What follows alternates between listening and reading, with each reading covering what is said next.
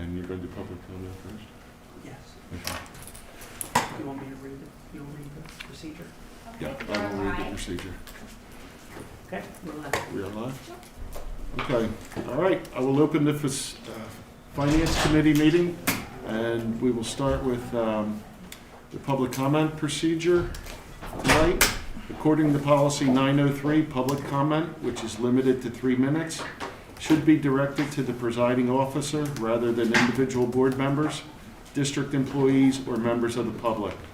For confidentiality and privacy rights, specific comments regarding particular individuals must be communicated privately to the school board and superintendent via email at psdschoolboard@penridge.org. And with that, I'll turn it over to Dr. Bolton. There are some public comments this evening. Ms. Cooper, if you would please read them for us. Thank you. Laura Foster, East Rock Hill.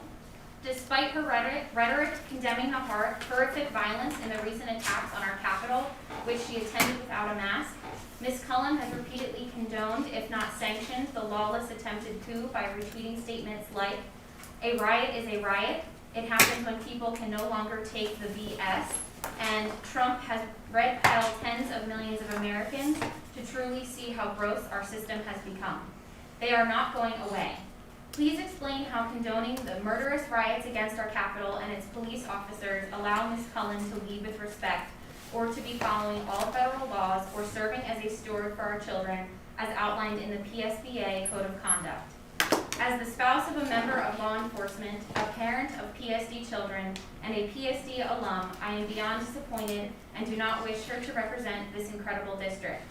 To think that her words are merely an opinion and not without consequence sends the message to our children that as long as you coach your words as an opinion, it is okay to condone violence.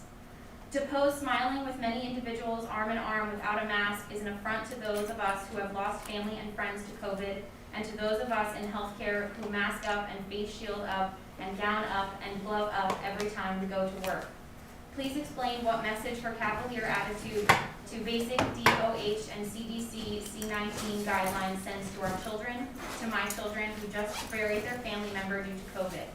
It is time for Ms. Cullen to resign. Carolyn Sicarino, Hilltown. Good evening. I am a parent of the school district and would like to know what you, our school board, plans to do about the absurd actions of one of your own, Joan Cullen, in regards to her involvement in the January 6, 2021 disturbing event that occurred in Washington, D.C., the Capitol building. I'm afraid to think that if you do nothing as a board, you are all saying you support her actions. I need to believe you all take being on the board seriously and take our children's well-being and education seriously. However, if you stand by and let Joan continue to be on the board, you are telling me and others that you truly don't take our children's well-being and education as seriously as you should, and you are failing the school district and community. Please stand up and don't allow Joan's actions to be accepted. Thank you for your time and stay safe and healthy.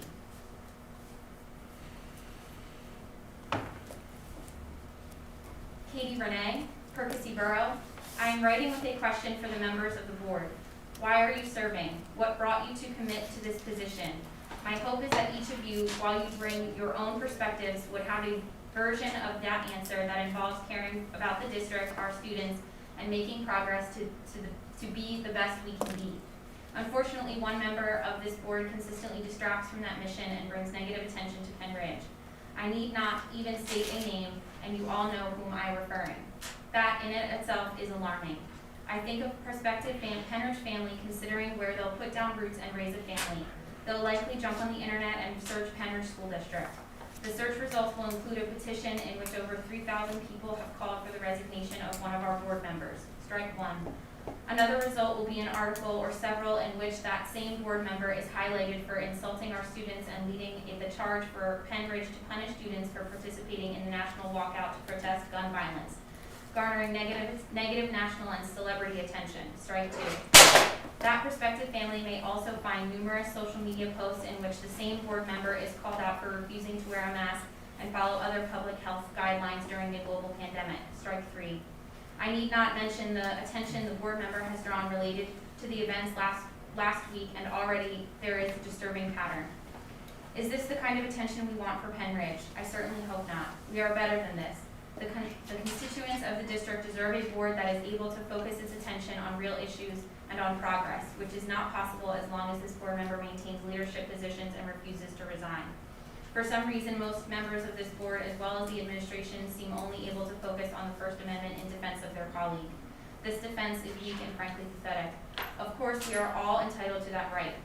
Only one of the 9 of you is exercising that right in a way that detracts from the ability of this board to focus on what should be your priorities: improving the district, supporting students, being the best we can be. You are not stripping her of her First Amendment rights by demoting her or asking her to resign in the best interest of the board and the district. I expect every single one of you to speak up. Stop hiding behind the First Amendment. Put your commitment to the district above your relationship with your colleague and publicly tell her to enjoy her First Amendment right, but to resign from the board so that she can practice that right without distracting and taking time from where the board's focus should be. Ms. Cullen, resign. To make any other decision is selfish.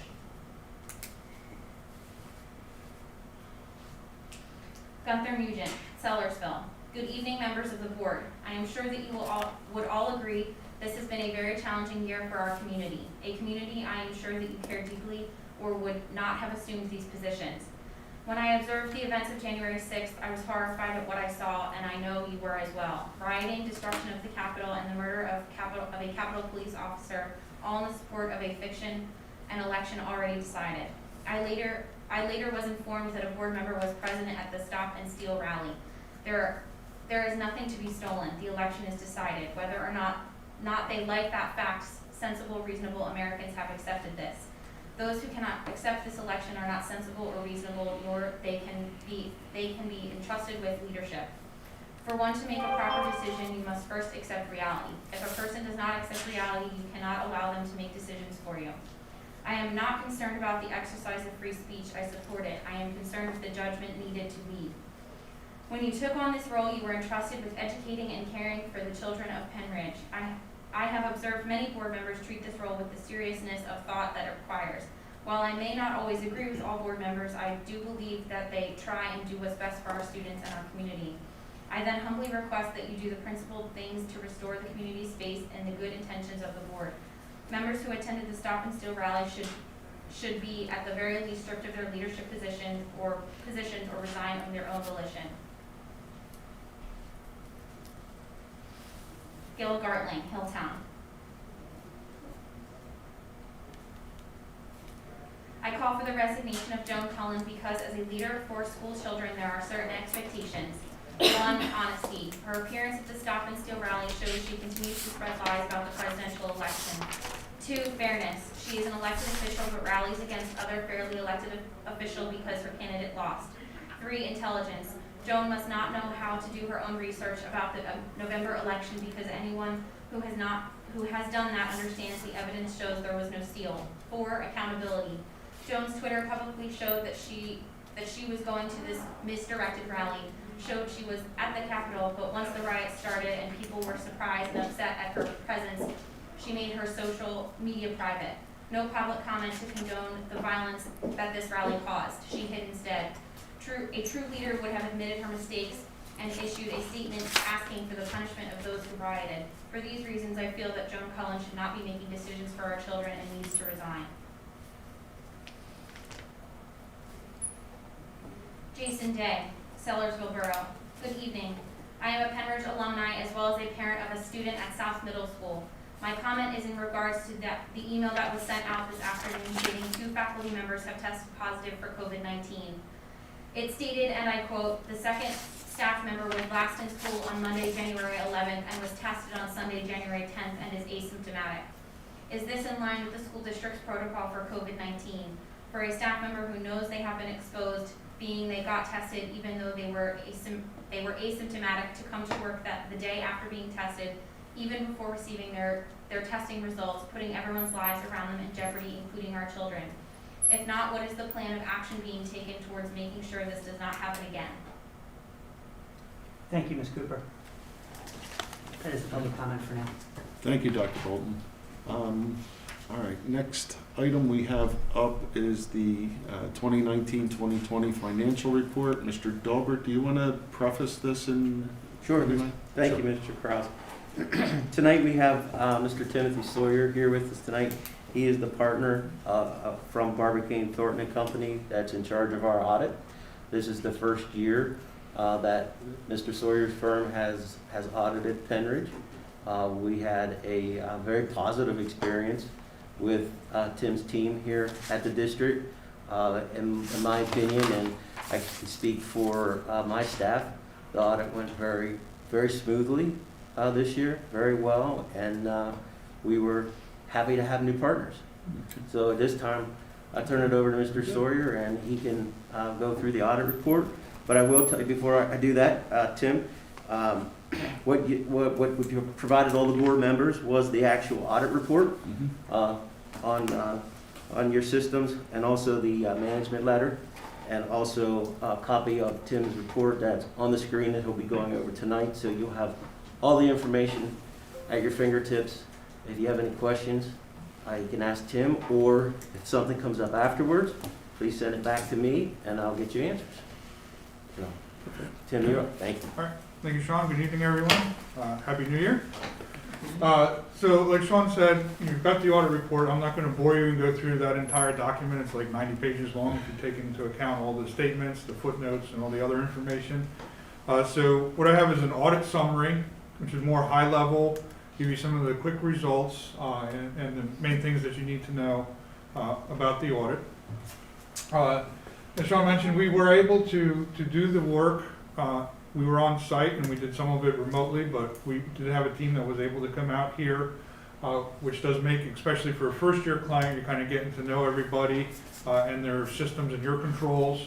So that's very helpful to come out and see them kind of in process. Not to mention it does make document review a lot easier. They don't have to pull stuff and scan it to us. They can pull it and we can look at it here and then give it back to them. So we completed our on-site field work here on September 11th. And then once that's finished, as part of our process as a new firm, not only with you as a client, but all our other clients, our statements all go through a 3-level review. We have the initial detail review, which is done after the field work is done. Then, as the partner on the job, I do what's called our second or concurring review.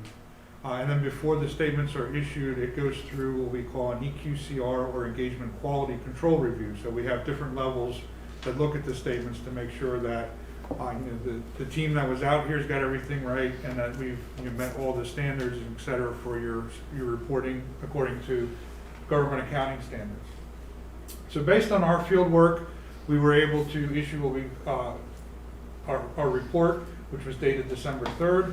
And we issued what is called unmodified or clean audit opinions on all your different opinion units, which are the governmental and business type activities, each individual major fund, your aggregate remaining fund information, which is basically your trust and agency funds, and then as well as the schedule of expenditures of federal awards, which you do in conjunction with your single audit.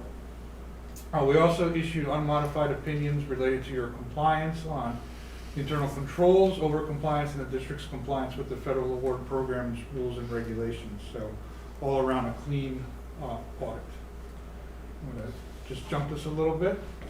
So with the results, as I mentioned, one of the things we do when we come on site is we look at the internal control structures of the district and what it is when they process a cash receipt transaction or a cash disbursement transaction or a payroll transaction. We assess those controls. And we make sure that they're designed well and working effectively. So this year, as part of the audit, we did a deeper dive into your expenditure process and looked at a sample of expenditure transactions, and we noted no issues with the expenditures that we tested, meaning that your internal controls are designed and operating effectively.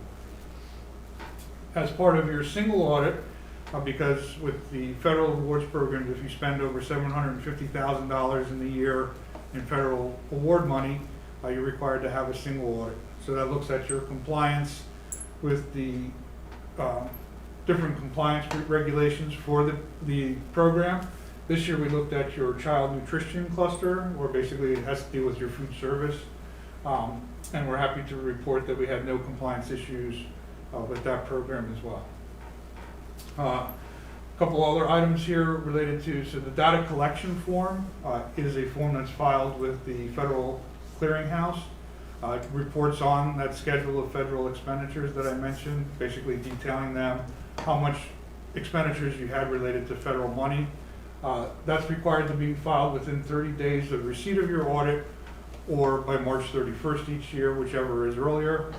This one was 30 days. It was filed in December and it was accepted before end of the year by the Federal Audit Clearinghouse. And the next step is to submit it, now that it's been accepted, is to send a copy of the accepted form into Pennsylvania so that they accept it as well. And I was talking to Sean before the meeting and we'll take care of that tomorrow. The next couple of pages I have are some charts that give you a kind of an overview between 2020 and 2019 and just your operations.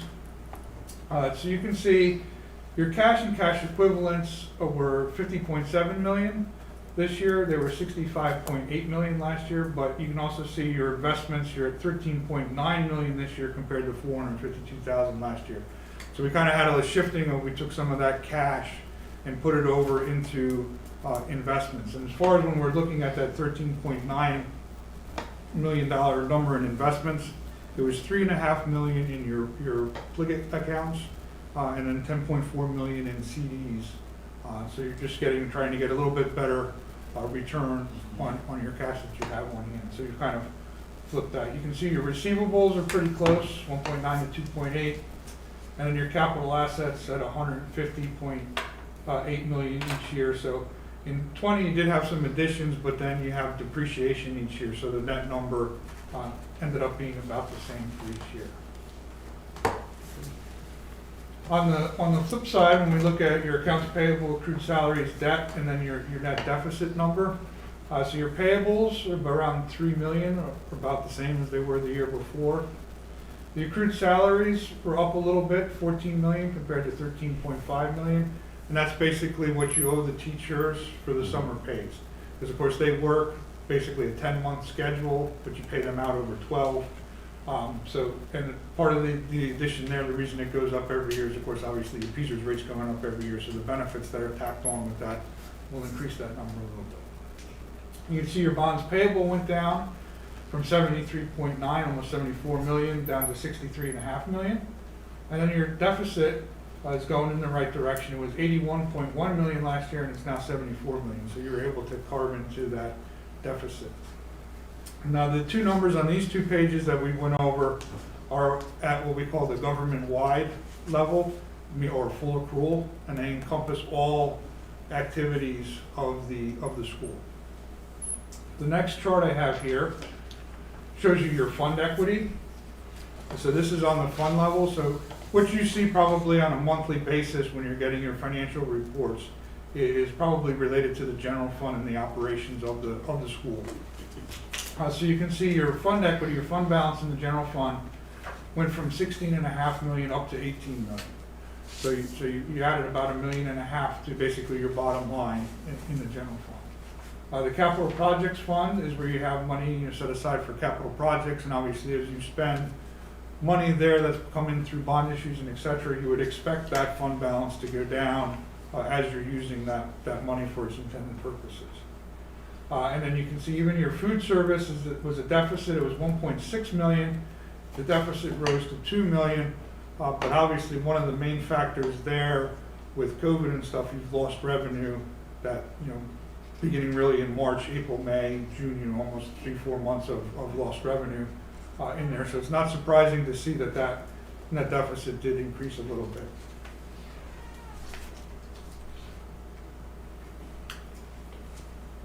We look at the revenues and some of your major expenditures. So overall, your general fund revenues came in a little bit better than the year before. You were at 140.5 million the year before, and you were at 141.4 this year. Also like to point out there, you're pretty much right on your budget. You were $145,000 under budget, but considering everything that happened in the last quarter, basically, of the school year, that's a great job there. Your food service revenues here, you can see a little bit of the decrease. You're at 2.6 almost 2.7 million in 19, and you were down to 2.2 million. When we look at the expenditures, your investment expenditures were 82.4 million. They went up to 86.2. A lot of that also has to do with just the increase in salaries and benefits, especially with the PSERS rate going up each year. Your support services, 39.3 up to 40 million. Non-instructional was about the same at 1.7 each year. As you can see, your debt service, which is your principal and interest payments on your outstanding debt, at 11.9 million each year. And then your food service, I apologize for the typo there. It was not 2.5 to 26 million. Somehow we did really well. So I do apologize for that. So your food service expenditures, good thing about the statements with me. Yes, that was, yeah, that's an expenditure.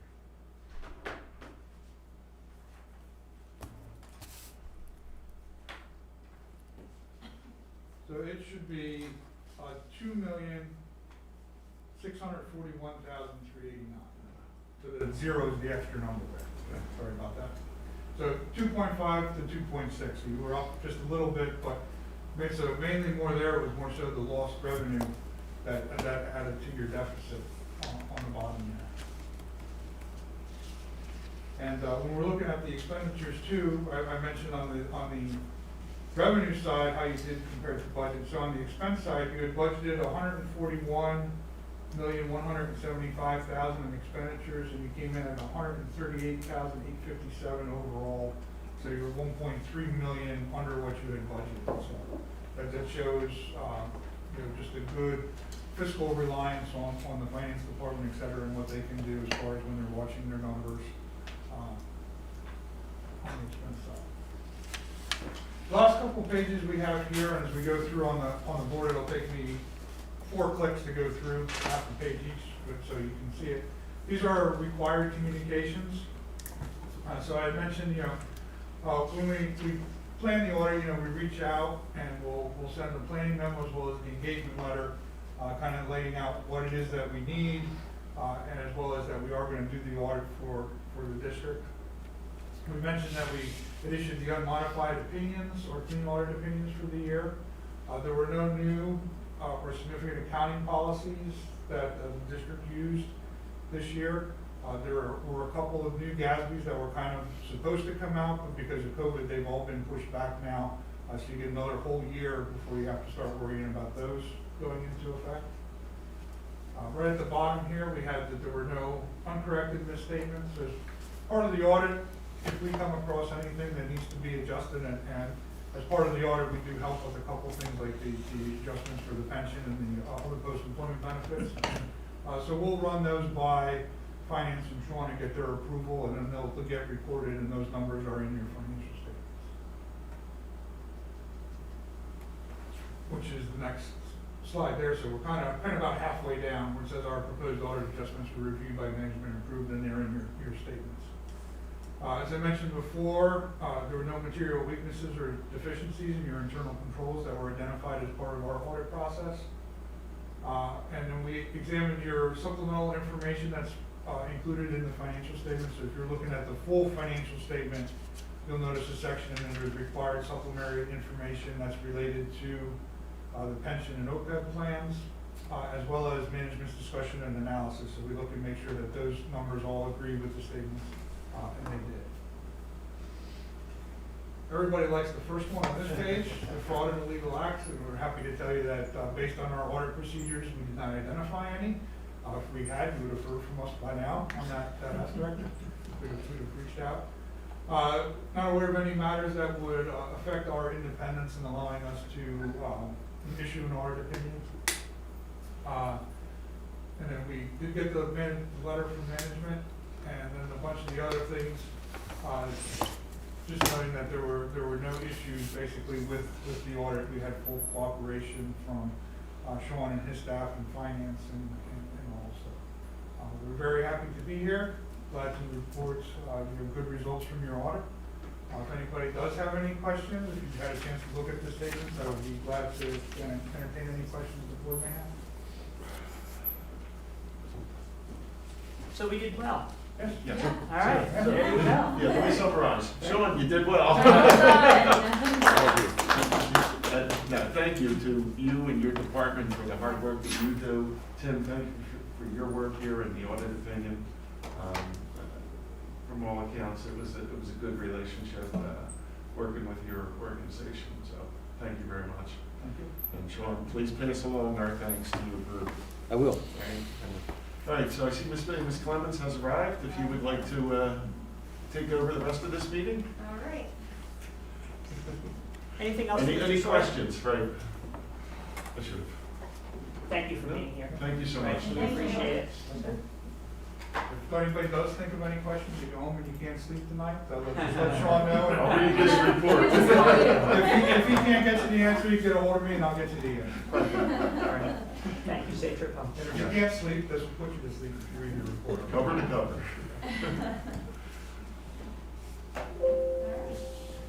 Then moving on to the contracts for approval.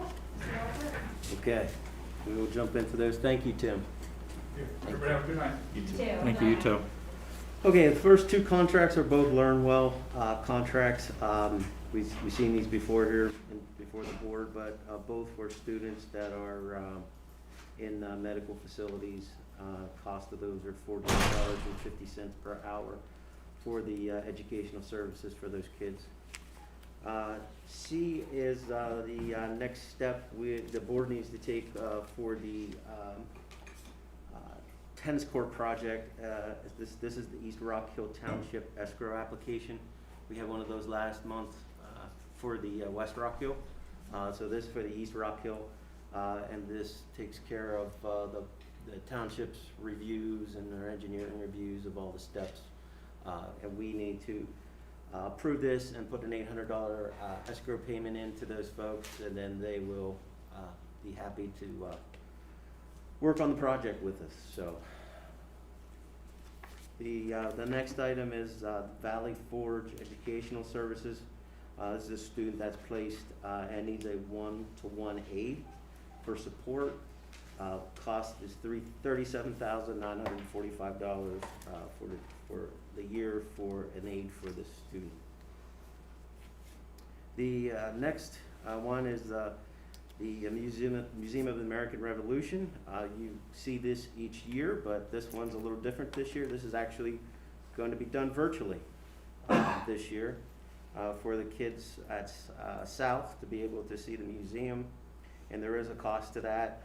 It's $250, and the documents are here. And that is being paid out of the student activities account. So.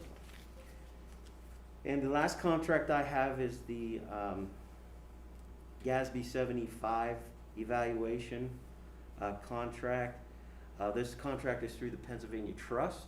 So the Pennsylvania Trust is through IU16, and what the trust does, it works pulls all the districts together in order to get the best, most favorable pricing for these services, and the trust puts the services out to bid for a 3-year period. The current contract that the trust has in place is 19 through 21. This year we're due for our GASB 75 evaluation. It's every 2 years that we're due for that evaluation. So we're now within this contract, we're falling in here. Now we just need to approve the contract so that we can get the services through the trust at the best price and do the GASB 75 evaluation. And the vendor they have in place is Conrad Siegel for those services.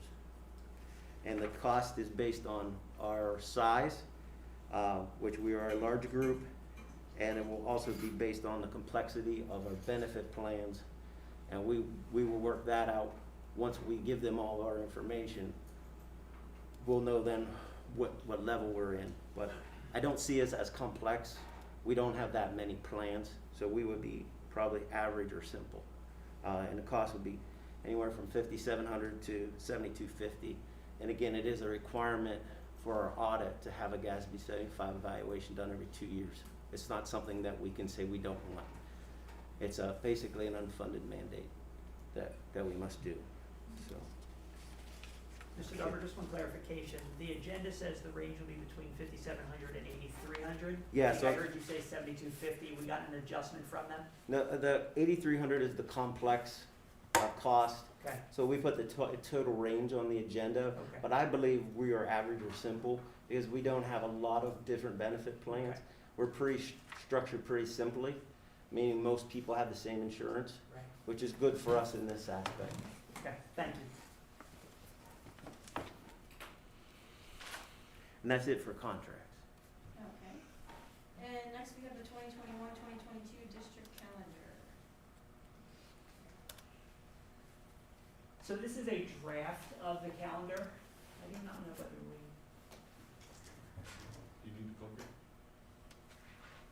I don't see it on the screen. It's not on No. Okay. Okay. So if you would, please. I noticed we covered both of we covered Rosh Hashanah, we covered Yom Kippur.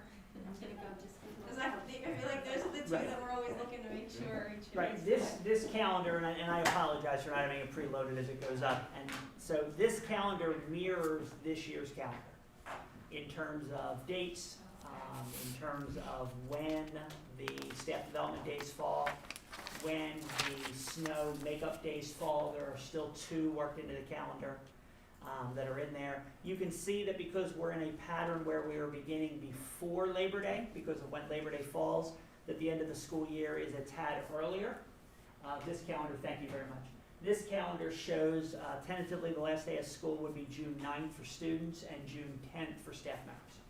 And so this current year, we're done on Friday for students, and so the staff members move over to the following Monday, next year's calendar. It works a little nicer in terms of the Thursday, Friday. So again, this calendar mirrors the current calendar in terms of format. The plan will be to share this with the teachers union as well as parent advisory for feedback before the meeting in the end of the month to be able to approve it and then send it out. But any questions that you may have? And a huge thank you to Dr. Rabarchak, who works with Palisades and Quakertown to make sure that the tech school is honored in terms of which days. There are very few days where we do something differently, and we make sure the tech school's aware of that, and that's 2 out of 3 wins in terms of the school district doing something differently in terms of what the tech school goes with. So, Well, and that was going to be my question was, are there days that we don't have the kids in school, but the tech school isn't closed, so they miss a day? I do not believe that there are any in this calendar, but I will have to confirm that for you. Okay. I just wanted to know if there were anywhere we're the odd man out. I'm trying to decide whether October 11th is. Sometimes that October in service day may be. Okay. But let me look at that before, and I'll get that clarification to you before it's brought before the board at the end of January. Okay. So, okay. And then snow days, do we have some plans to, or I know we have two built-in snow days, but then we have the whole virtual aspect too, and I'm just wondering how you're gonna marry the two, because I know the last snow situation, you kind of did a combination so they could have a snow day, but then getting to work virtually. So I just didn't know if you had any kind of a plan on how to handle them yet, or if you're still kind of working out those details. We don't know what the state will allow. The state would have to allow, or we would have to apply for days, because it is not just a blanket that says you're allowed to do virtual for snow days for next year's calendar. Obviously, this year they've made accommodations with the emergency 520 that we approved, and so we'll have to see what they allow. Our plan would be much like this year, that the first snow day, maybe even the first and the second snow day, because they're accounted for in the calendar, we would allow them to be snow days. They are often difficult if we're making the decision not the night before. And so to be able to say, are we going to, or are we not going to be able to do both for the students, but especially for the staff who would have to do plans or teach live on that day. If we were to have a long-range storm and multiple days off, as opposed to moving into a following week in June, as long as it's allowed, we would work on what would virtual look like to be able to make up some of those days. Okay. And we, as usual, we do have 181 days into this calendar in terms of student days, which means we do have another one to play with. So we really do have 3 snow days to play with within the calendar, 2 built in and 1 an extra, that we would not have to make up if we need to for the end of the year. But I'll get back to you about the tech school. It's a great question, and I'm not positive. Okay. Anyone else have any questions about calendar? No? Thank you. All right. school funding. I don't know which one of you has taken that one. Mr. Dahlberg? I could start on that. Start with the data. We have some data to look at. The first data point is the charter school enrollment. I thank Dr. Durr's staff for putting the enrollment data together for us. But what we're looking at, the far right column, if you look at the totals, we worked very hard over the last few years, we being Dr. Scheid and Dr. Durr, and Dr. Scheid's department with our own virtual program to bring our kids back. And you can see we went from 184 kids to 135 kids to 136 kids, so we were making some very nice progress. Well, COVID really hit us hard in this area with, you know, kids being at home and so forth. We've seen a lot more parents choosing to go to the charter school route this year, so we are up, when we put these numbers together, 169. We look at the numbers every month. It changes every month as kids come and go and so forth. But what you can see really is cyber regular education jumping from 73 to 118 kids. The cyber special education is down a little bit. And the other two, the brick and mortars, are both down a little bit. So really it's the regular ed kids going to the cyber schools is where we're seeing the driver here for us in this data for the enrollment. And one of the things to notice as we start talking about the possibility of a resolution is just the disparity between brick and mortar and cyber charters in terms of the scope and the number. Sure. Part of that has to do with where the brick and mortars are located. We don't have any within the borders of Penridge. There are a couple that are fairly close to our borders, but none within the borders, and so districts that have them obviously housed within your district fight a different battle with brick and mortars, but cyber is the one. And I'll remind you that of our cyber education, more than 2/3 of our kids are in a cyber education program that is modeled off of the curriculum that we offer in our cyber program. And so the vast majority, because there are only 3 big players in terms of cyber education, there's a couple other mom and pop shops. And so most of the cyber programs utilize one of those 3 programs, which we have access to through our cyber program. And that is one of the things that has made that from 17-18 to the 2 following years, the drop in those cyber education programs. The work of the people at the high school, especially Kara Gurish and Dr. Scheid through their department to really make families aware of that. This year, obviously, the numbers went the other way, especially within the cyber regular education. So, and that'll show in the costs. Do we know if most of that increase was secondary or primary level? Do you have any idea? It is about 2/3 secondary and 1/3 elementary. At the elementary, we lost more to homeschooling than we normally would, and so those families didn't go to a cyber where they would go to a homeschool or a more private kindergarten or those types of things that we would have had in the past. So of these numbers, the majority of it is high school, although it's not 90%, it's not. And I wonder if that's the combination model that we have at the high school that's a little bit different, you know? Sure. And Sure. some of it may also be, they got a taste of last year when it was like completely different because, you know, we were just kind of starting something in an emergency situation compared to this year when it was, you know, a more planned out kind of situation. So, you know, hopefully we don't have those issues going forward anyway, but we should probably knock on wood, I guess. But Yeah. And so do we want to change over to the financial data? Yeah, Does sure. that make some Yep. sense?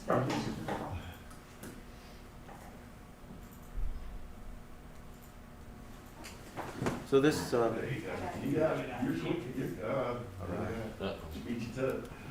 So this first spreadsheet shows you our costs, and we break it out into brick and mortar and cyber, regular ed, special ed, and also by elementary and secondary, so we know where our cost drivers are. And you can see 17, 18, 18, 19, 19, 20, just over $2 million, 2.1 million the last 2 years.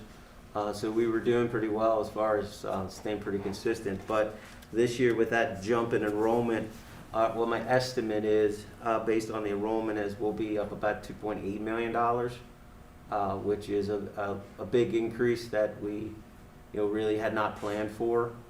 So we will have to make considerations other places in order to cover these costs, and we're working through that with our current year budget savings in other places to cover these increased costs. The next group of numbers is our enrollment, or our tuition rates. They change every year because they're based on our budget. And as we approve a budget, we have to submit documents to PDE.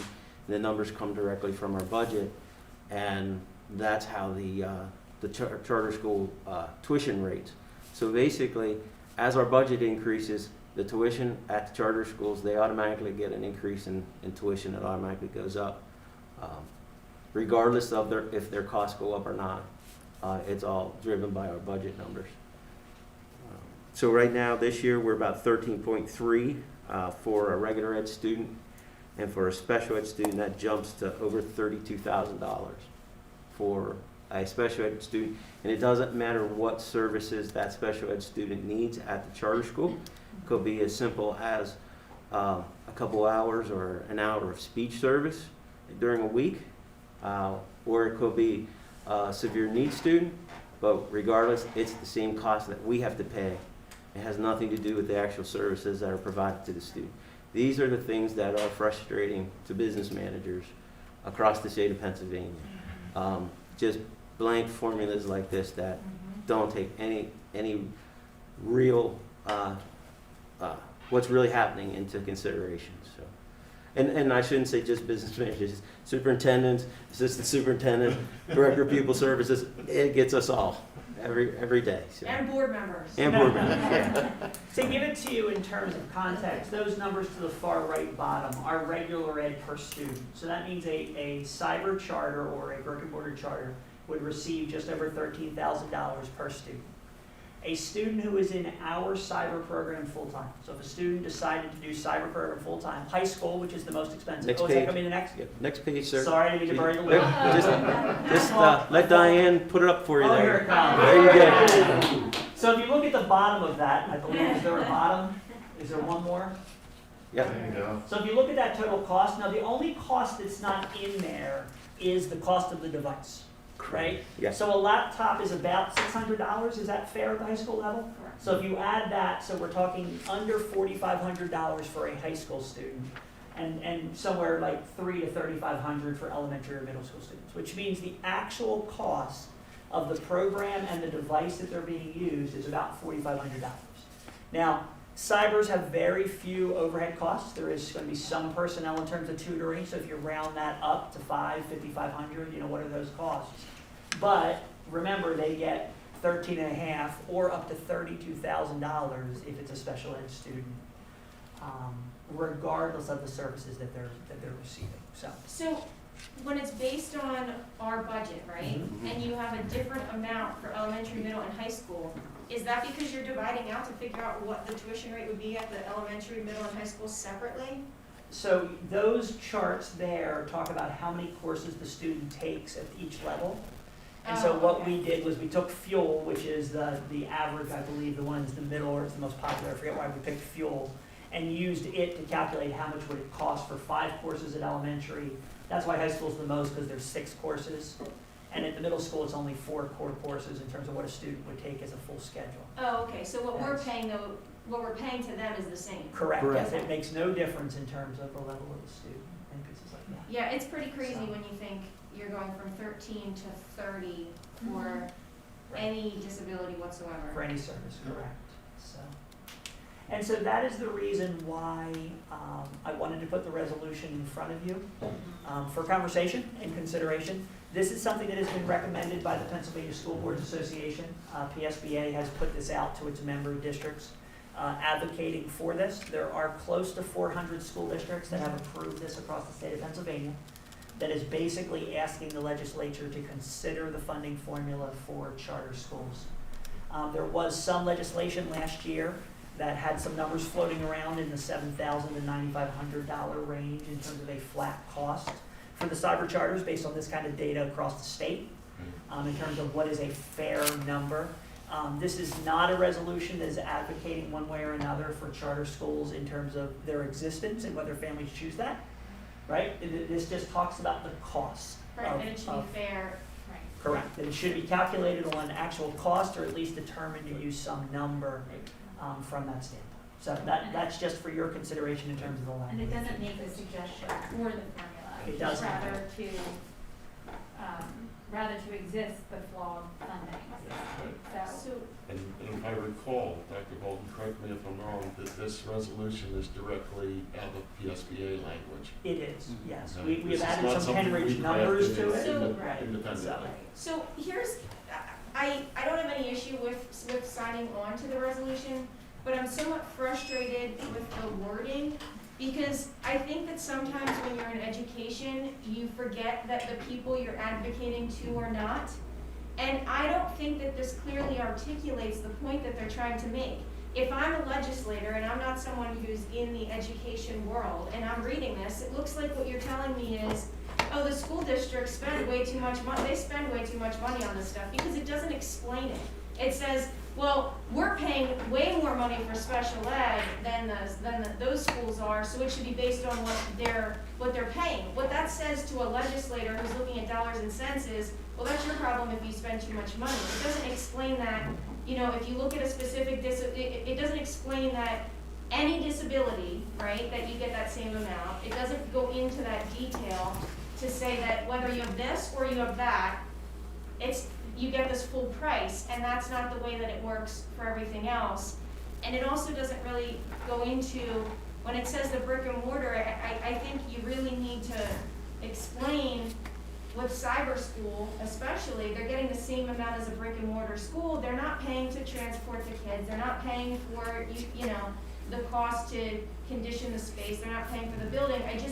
I wish they would have, been a little bit more detailed, so that people who aren't in education and read this get clearly what they're trying to say. But, I mean, I agree with the content, I just don't know that it is, that argues the case well enough for the audience that they're looking for. but the resolution, and I agree with you, but the resolution itself is just to open up the examination, to discover that stuff. It is, but when you're talking to a legislature that is, as Dr. Bolton pointed out, you've got a legislator that is pro-charter school, and in a lot of ways, and to explain that this isn't this is all about making sure that what we're paying is fair, so that they can choose whichever option they want. But the fact that we're overpaying as significantly as we are, and explaining how we're overpaying, and it's not that, we just have more money, so we throw more money around, actually explaining why it's Do you costing us think more. that this should be, like, the explanations are always in the whereas paragraphs?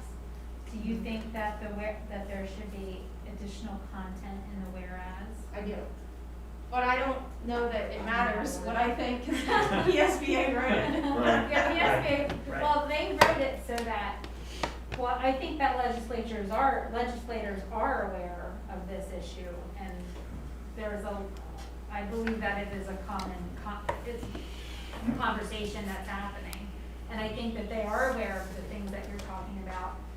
But a resolution really is just a basic document for us to say, hey, open it up. And that's why PSBA, I think that's why they made it like a blanket statement that fits all districts. You know what I'm saying?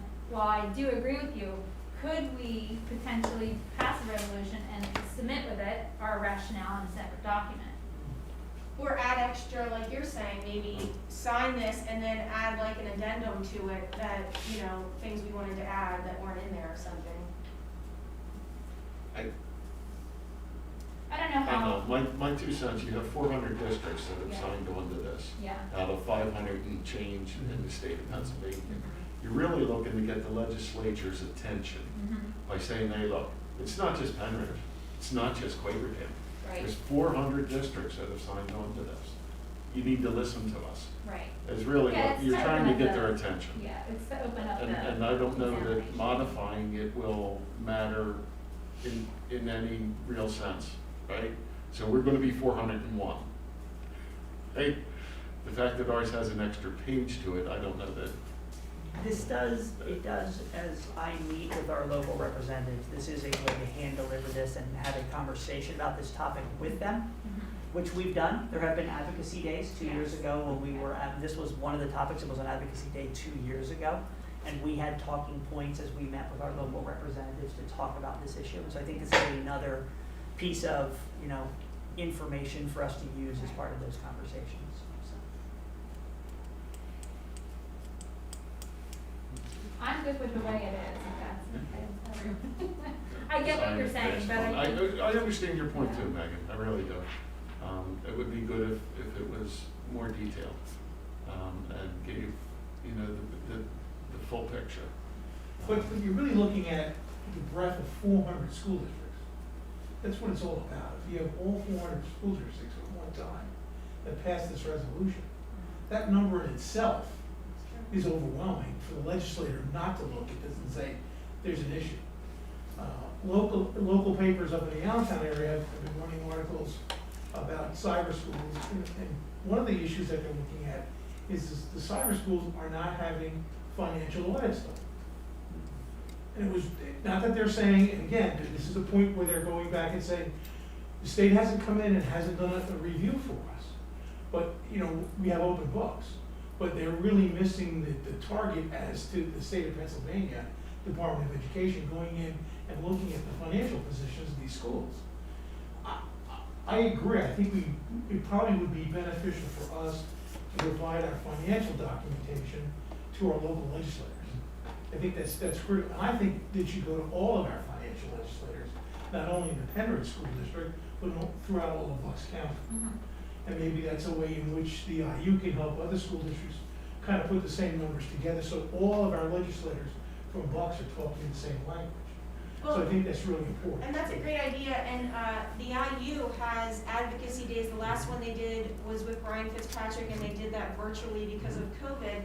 And so maybe that can be another solution this time, is to do they call it their ACE committee, to ask the IU, while we're all signing on to this, it's a good time to maybe make this the main topic and bring all of them in, and then we have all of the Bucks County districts at the same time advocating, and hopefully we can get all of the Bucks County legislators, like you're talking about, to be in and listening to those explanations, and if our superintendents can come prepared, like Mr. Cormack's saying, with the numbers to show exactly what's happening here, and provide that to them, then we arm at least our legislators with the ammunition to go into this discussion on this legislation for us.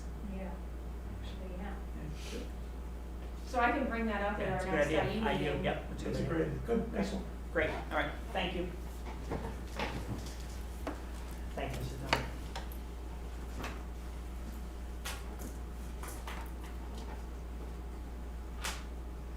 All right, student activities? Okay, student activities, all I have for you tonight is the class of 2020, last year's graduating class. We're ready to close their student activity account. They had a ending balance of $3,423.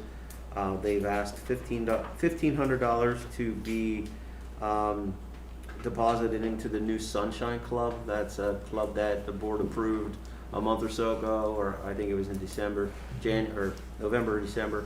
And that's really why this document was kind of held up this year, because we had to get that Sunshine Club set up, advisors in place, student officers in place, and so forth, so that they could be set up in order to accept this money from last year's graduating class. So that was kind of the delay, and with the kids not being here as much and us not being able to do extracurriculars and all that stuff, it just took a while this year. So $1,500 into the Sunshine Club, $500 they asked to send to Fish, and the remaining balance they asked to be split between the remaining executive councils of the other classes in high school.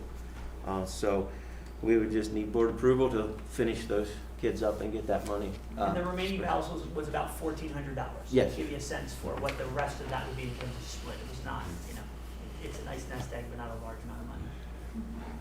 Okay? A little off topic, but are we preparing our current classes for the end of the year events, like, you know, coming up with contingency plans for the big things like the proms and all of that kind of stuff, because we don't know what's going to happen? Are we coming up with different ideas and plans for all of that kind of stuff? Yes, there are conversations going on as Okay. we're planning for the what-ifs around what we hope we can do versus some ideas for what we, Because that's where Might that's be. where a majority of their money always Sure. goes, so. yeah, Yeah. definitely. Okay, the next item on the agenda is the Copier RFP. A month or so ago, I told you we were working on this. So this month, we just wanted to provide you with the draft document of what we have so that you can take a look at it, and if you have any questions, you can let me know. Thank you to Diane. Diane and I have spent a lot of time going through this document. She did all the technical parts of this document for us. I work more on the front ends of it, you know, the specific language in the front part of the document. When the nuts hit the road, or whatever that saying is, it's Diane. She does that stuff for us. So whatever it is, that's a Pennsatucky saying, Diane. I'll tell you about it tomorrow. So anyway, we are. Yeah, it's a I think the Pennsatucky. rubber's on the road in this part of the Yes, state. yeah, exactly. I think that's what meets the road over here, but. The rubber hits the road. All right. So We won't forget that one. I got a whole bunch of those in my back pocket. You know, whenever meetings get a little boring, I'll throw them out. But our goal is to put this out on the street on February 1st. We are asking for responses back from the companies on February 22nd. We will work with those ask for vendors to meet with us and present and to us, and Diane and I will put together a committee to work through this about March 1st to March 19th. We anticipate the board to award in April, but we have plenty of time, so if that doesn't happen until May or even June, we have plenty of time. The installation we would want complete by July 30th, and this contract starts August 1st. And this is in Mike's hands at this point, our solicitor's hands, for them to give the legal blessing on the document. So, and we'll continue to work through this, fixing typos or anything that we find that's. And one of the things that the company that we worked with last time threw in that extra maintenance thing. I think you were saying you were putting that in as a potential add-on that they would cost out separately, right? Is Yes, that how that in is in here? our pricing spreadsheet, we've asked for a cost for a on-site repair person and also not on-site. Oh, okay, so you get it both ways. Yep, Okay. we're gonna ask for it both ways and see what makes more sense for us. Okay, So we're great. definitely looking at cost, we're looking at trying to figure out ways to keep our costs, you know, at where they're at now or less. Diane's looking at the sizing of the machines and so forth, any tweaks we can make there. And of course, as the vendors look at this and we sit down and work with vendors, they'll always have their ideas about what makes sense as far as when they look at our copier usage history for certain spaces, what makes sense from their standpoint, because they do this every day, and we'll work with them to figure out what makes the most sense for our. We don't want to undersize our machines to the point where they're always breaking down, because that just causes frustration for the teachers and the staff. And we don't want to oversize them that we're paying for something we don't need. So we're looking for that sweet spot. Sometimes it's hard to find, but that's what process we'll try to work through with vendors. And are we noticing our usage going down pretty significantly right now because of the situation, and we're probably not printing as much? We definitely dropped last spring. Our usage was down. What are you seeing this year, Diane? I know we looked really hard at last spring. So some of it actually didn't go down as much as you would think, because when we went out last spring, a lot of, especially the elementary teachers, were printing a lot of packets out. So even though we weren't in here, there was a lot of printing going on as, we were getting up and running with the virtual school. So this year, it's pretty even compared to last year. There hasn't been a significant drop. It's a little bit lower, but not as much, like there is still printing going on. I'm more surprised that there's still faxing going on. Yeah, there is still faxing, and one of the things things that we Faxing. are costing out as well for this new RFP is just for a fax server. Yeah. So we can get away from the actual fax boards in the machines, so going with like fax service instead. And you're right, there are some departments that still heavily rely on fax, and it's really HR as much as anything, for some of the medical. Well, And I- Any government Yeah. agencies that they only take fax and no email. There are some things here and there that we have to fax. Yeah, Yep, yeah. that I we have- noticed that we have to often sign a with fax in. Government agencies, like often when you're doing any type of application or any kind of submission with government agencies, they don't trust the email. Yes. Some financial institutions too. Mhm.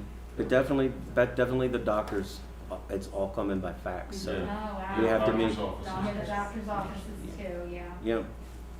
So, Interesting. okay, Change that. so, we will continue to work with this for the rest of the month, and with Mike, and any suggestions that Mike has, we'll work into this, and we'll be ready to hit the road with this on February 1st, okay? Thank you. The next item on the agenda is the high school net support pilot.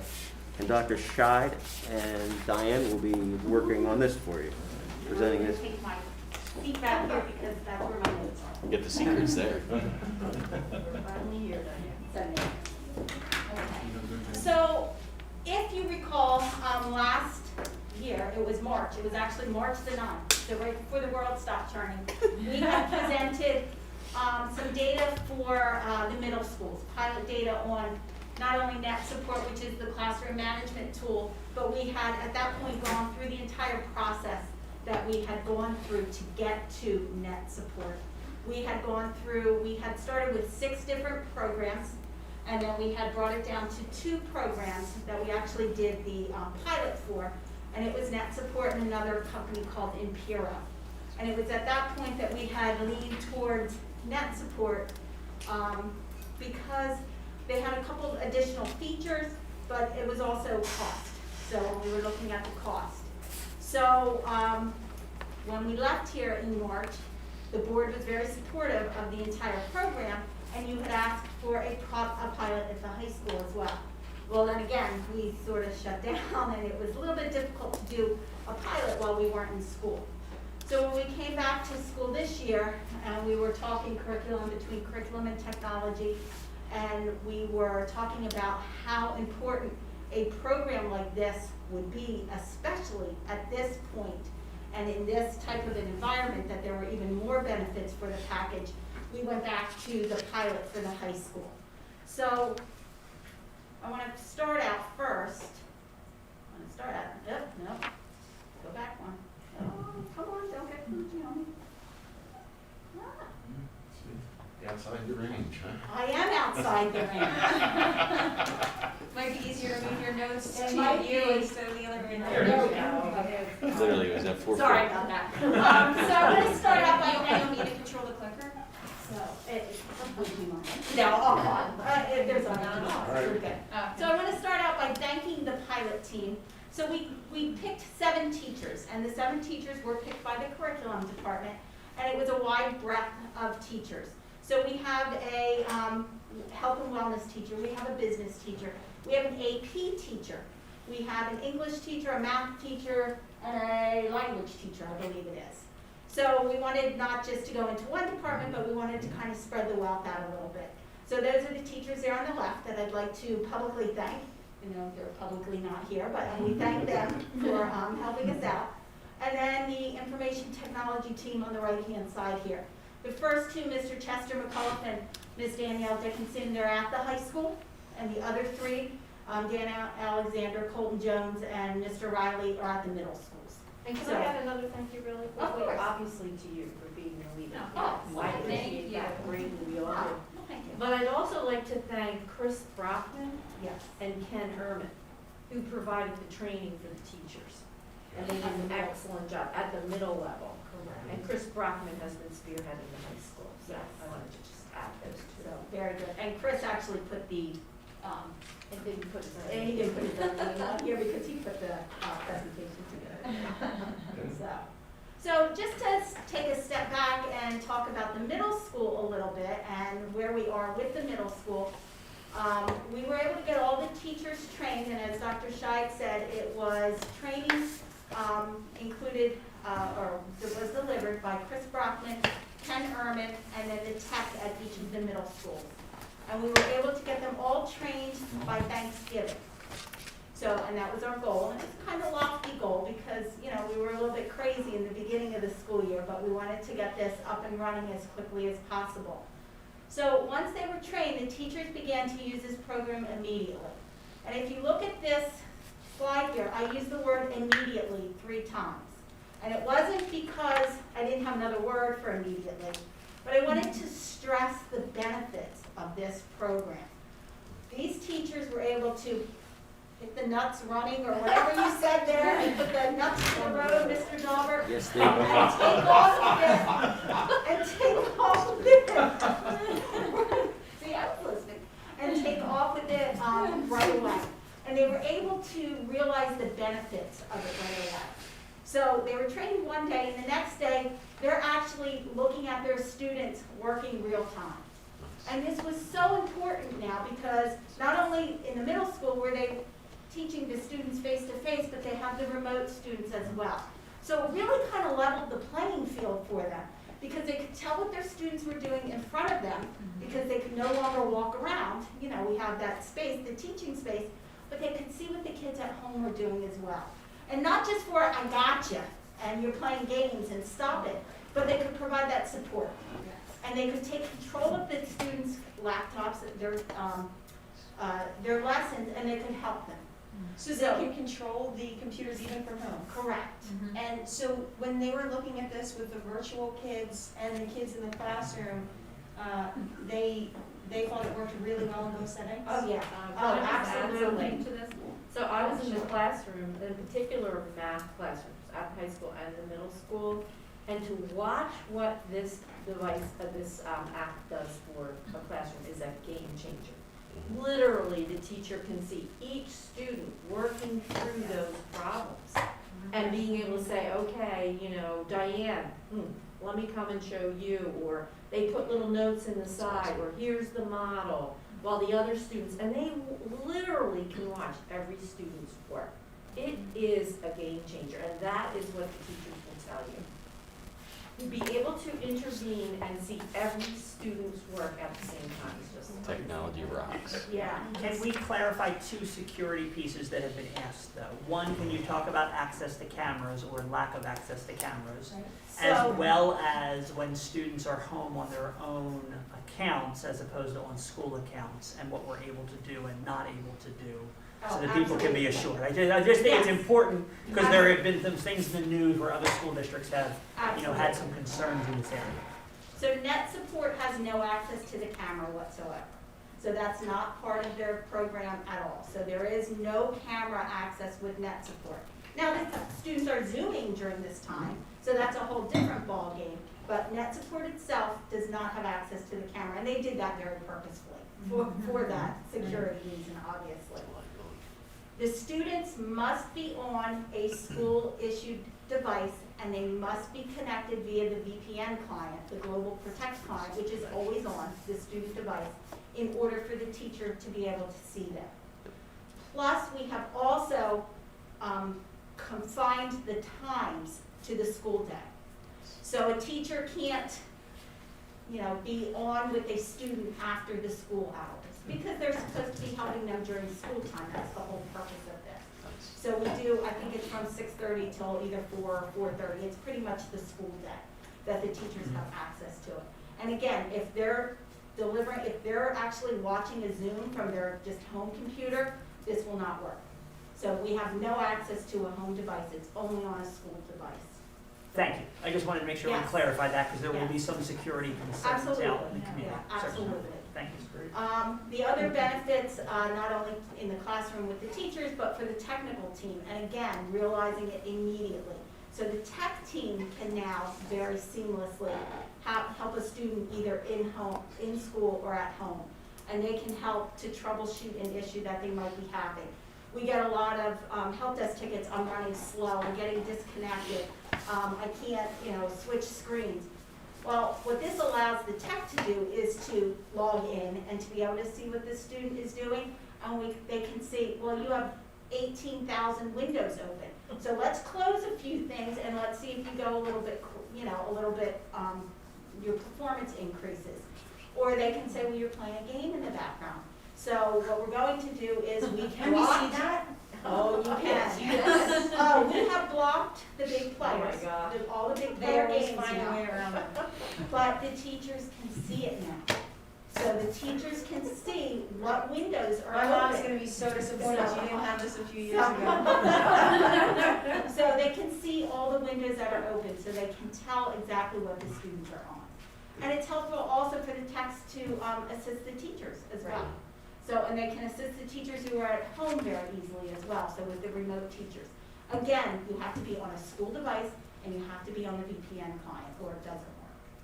Now, how's it, even now, without that system though, our techs you can share, they can Yes. take control of your screen if you're at home, right? Yes, So this yeah, is- we do. We have other tools. We have quick assist, we have remote assist, so there are other tools.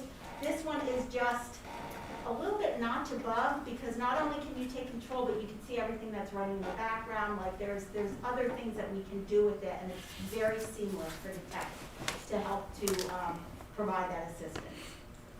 So, and it allows us to push things out to the remote students. The kids in the building, it's like pretty easy, it's much easier, but these remote students, it's really helped us to gain access to them while they're at home and they're having an issue.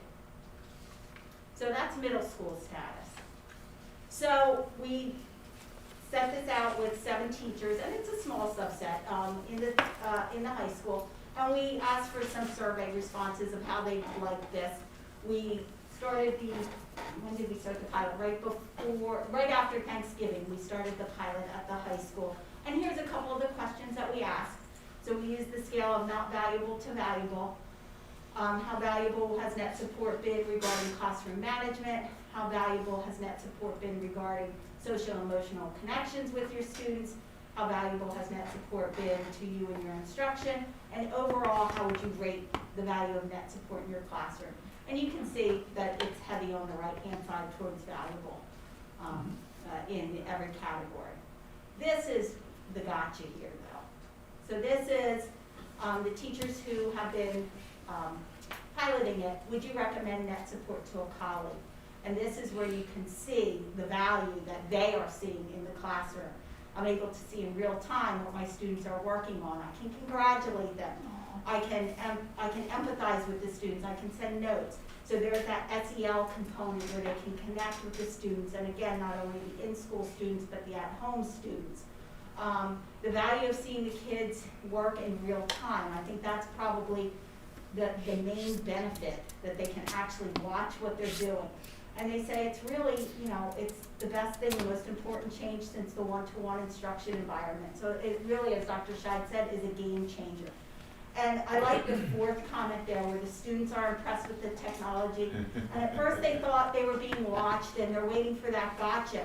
But I think as the students are more and more on board with this, they're seeing the benefit to them as well. So it's not just the benefit to the teacher, there's a benefit to them as well. So what we would like to present at this point is to move forward with actually pushing this out to the high school at this point. Although we had a very small pilot, there's teachers clamoring for it. When am I getting it? What's going on? When am I getting it? Well, the middle school colleagues should have have- spread we the should word, have. so. We should have. So we're looking at how we can train it and how we can, push this out to the high school. There'll be, a little different training module. We'll probably use the launch day to train. We'll probably do some kind of live streaming within, the school. It'll be a little bit more challenging to get them trained, but at its very root level, it's a very simple program to use. Yes, Are we paying per student it's for this? it is a per device. Okay. So it's $3 per device is the deal. So, this would bring us up to, with the high school, brings us up to 4,400 seats. Okay, no, it's fine. And that's for the year? That's for the year, correct. I actually got to use a program similar to this from a different district years ago, and it's so helpful when you can't see everyone's screens at the same time, and you can just click on each one and make notes, send them messages, and you can communicate with so many more kids so much faster, because if you have to literally walk from desk to desk to do that, that's a lot of time where you could just be bouncing from screen to screen, and then they're not playing games when you're in the different aisle than the one that they're in, circulating. So, And in this environment, when you can't walk around, it's really important, because again, the teachers are staying at the class, at the head of the classroom, and they're not walking through aisle by aisle. which I would assume is also a good unintentional COVID benefit, because Oh. they're not wanting to be Oh, going absolutely. around to these kids also. So when are you hoping to push this out to the high school? If we get the green light as soon as possible. Yesterday, Yeah, exactly. Yesterday. board meeting plus Yes. 1 hour. Board meeting is now, yeah. We have it ready to go.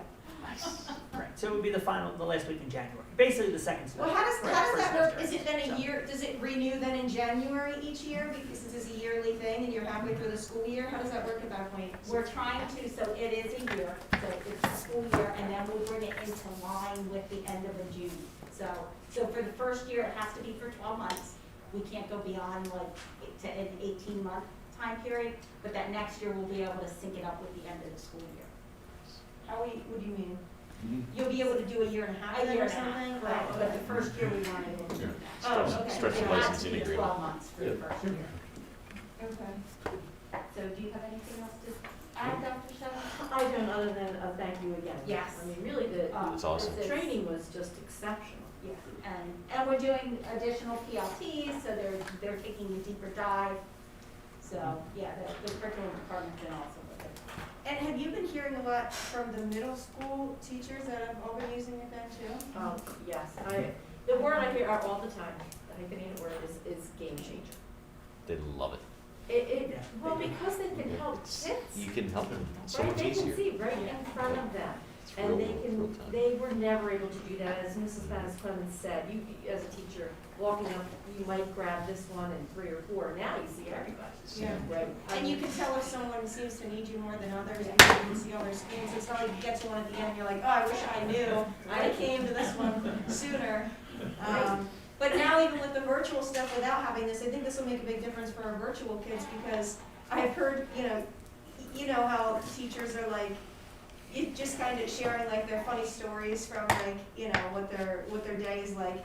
And when you're trying to help someone with their problem and they're writing it on their board and then they're trying to show you their board through their screen in reverse, you know what I mean? It's just like, this would be a lot easier for teachers who are trying to be able to see what they're writing and what's going on a lot more easily too. It's so efficient, it really is.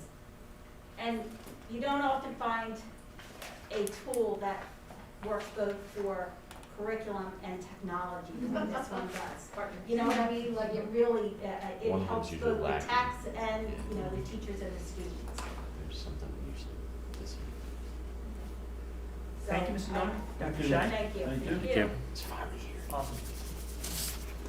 So do we have any public comments? There have been a couple comments that have been submitted Okay. since the meeting has begun. They must love the technology. Oh, that's It's it. what it is. It's what it The is. first is from Chuck Clifton of Sellersville.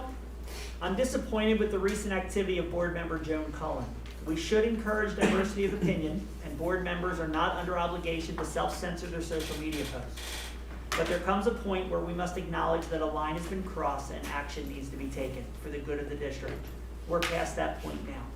It's highly disturbing to see that Joan attended the Trump rally in Washington that culminated on the storming of our Capitol building and the interruption of a sacred democratic process, and proudly posted the pictures and then equated these sad and tragic events with this summer's BLM protests. Disturbingly, Joan has also publicly posted that wearing masks to slow the spread of COVID is not necessary because there is no such thing as asymptomatic spread. We cannot trust an individual who espouses these dangerous views to be involved in overseeing curriculum. I urge the board and the district to speak up in our community from these radical actions and statements. The next is from John Wilson of Bedminster. I am a resident of Bedminster Township and a parent of students in the Penridge School District. Given Mrs. Cullen's recent attendance at the protests and riots which occurred at the Capitol, I urge the policy committee and this entire board to reevaluate the board principles of governance and leadership which were circulated prior to this evening's meeting. Simply put, these principles do not address the glaringly inadequate approach of this board to Ms. Cullen's ongoing offensive conduct, both via social media and otherwise, which has become a repeated theme for the school district. How can this district realistically expect to educate our student population on the values of public responsibility, accountability, and respect for the rule of law in the wake of such behavior? How many more times will you force Dr. Bolton to hide behind feeble defenses and make poor excuses for your own choices? These are your policies and the rules you should live by, and frankly, our board members owe this district more.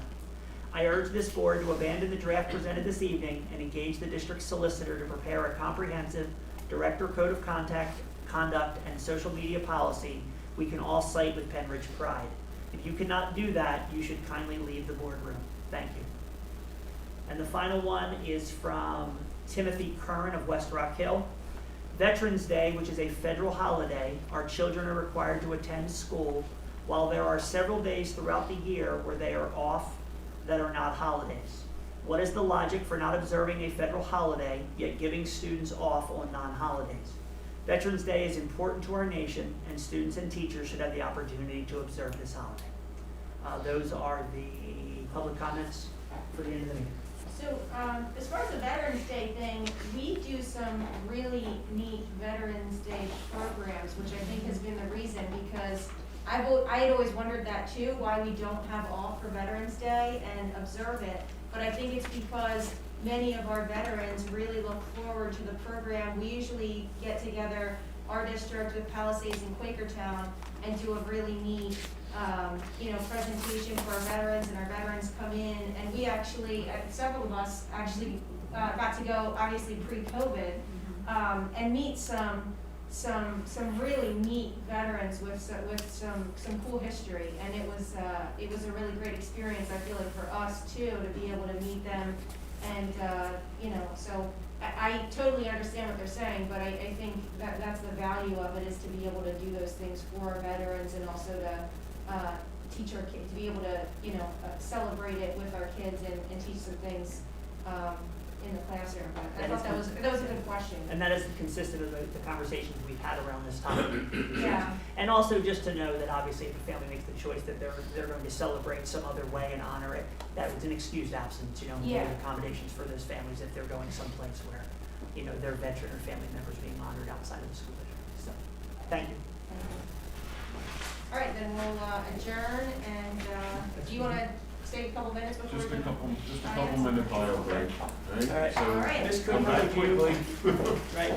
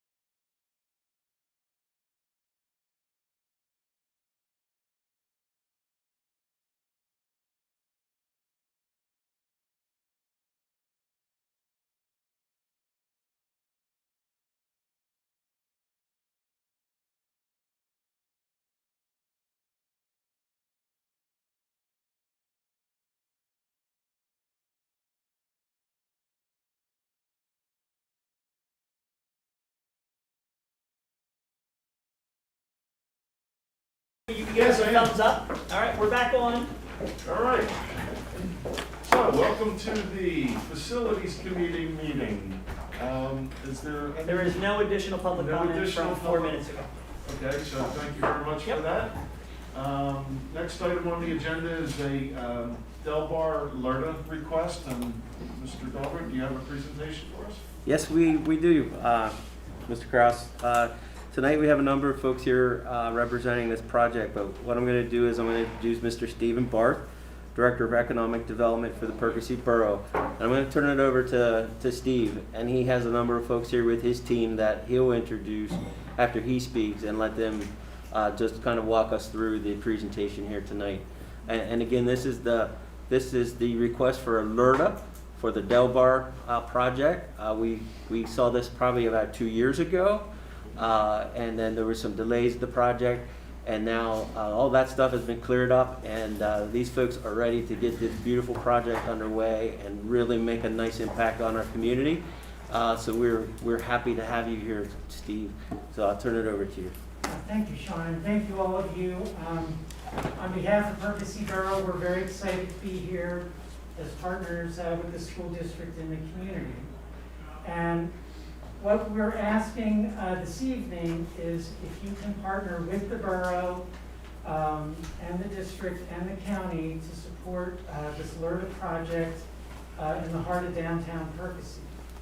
The project was formerly the Del Bar factory, sits 2 blocks from our town center, 2 blocks from Menlo Park, the community pool, the library, and about 4 blocks from your one middle school. What we're coming to propose tonight is actually an unusual LERTA in that our LERTA will make you money from year 1. And so there are 2 pieces of this project. So one is there 2 land parcels. I don't know if you're familiar with the site, but there's an open gravel parking lot. So that part of the project, we are not seeking any LERTA support, and that will be at the full taxable rate.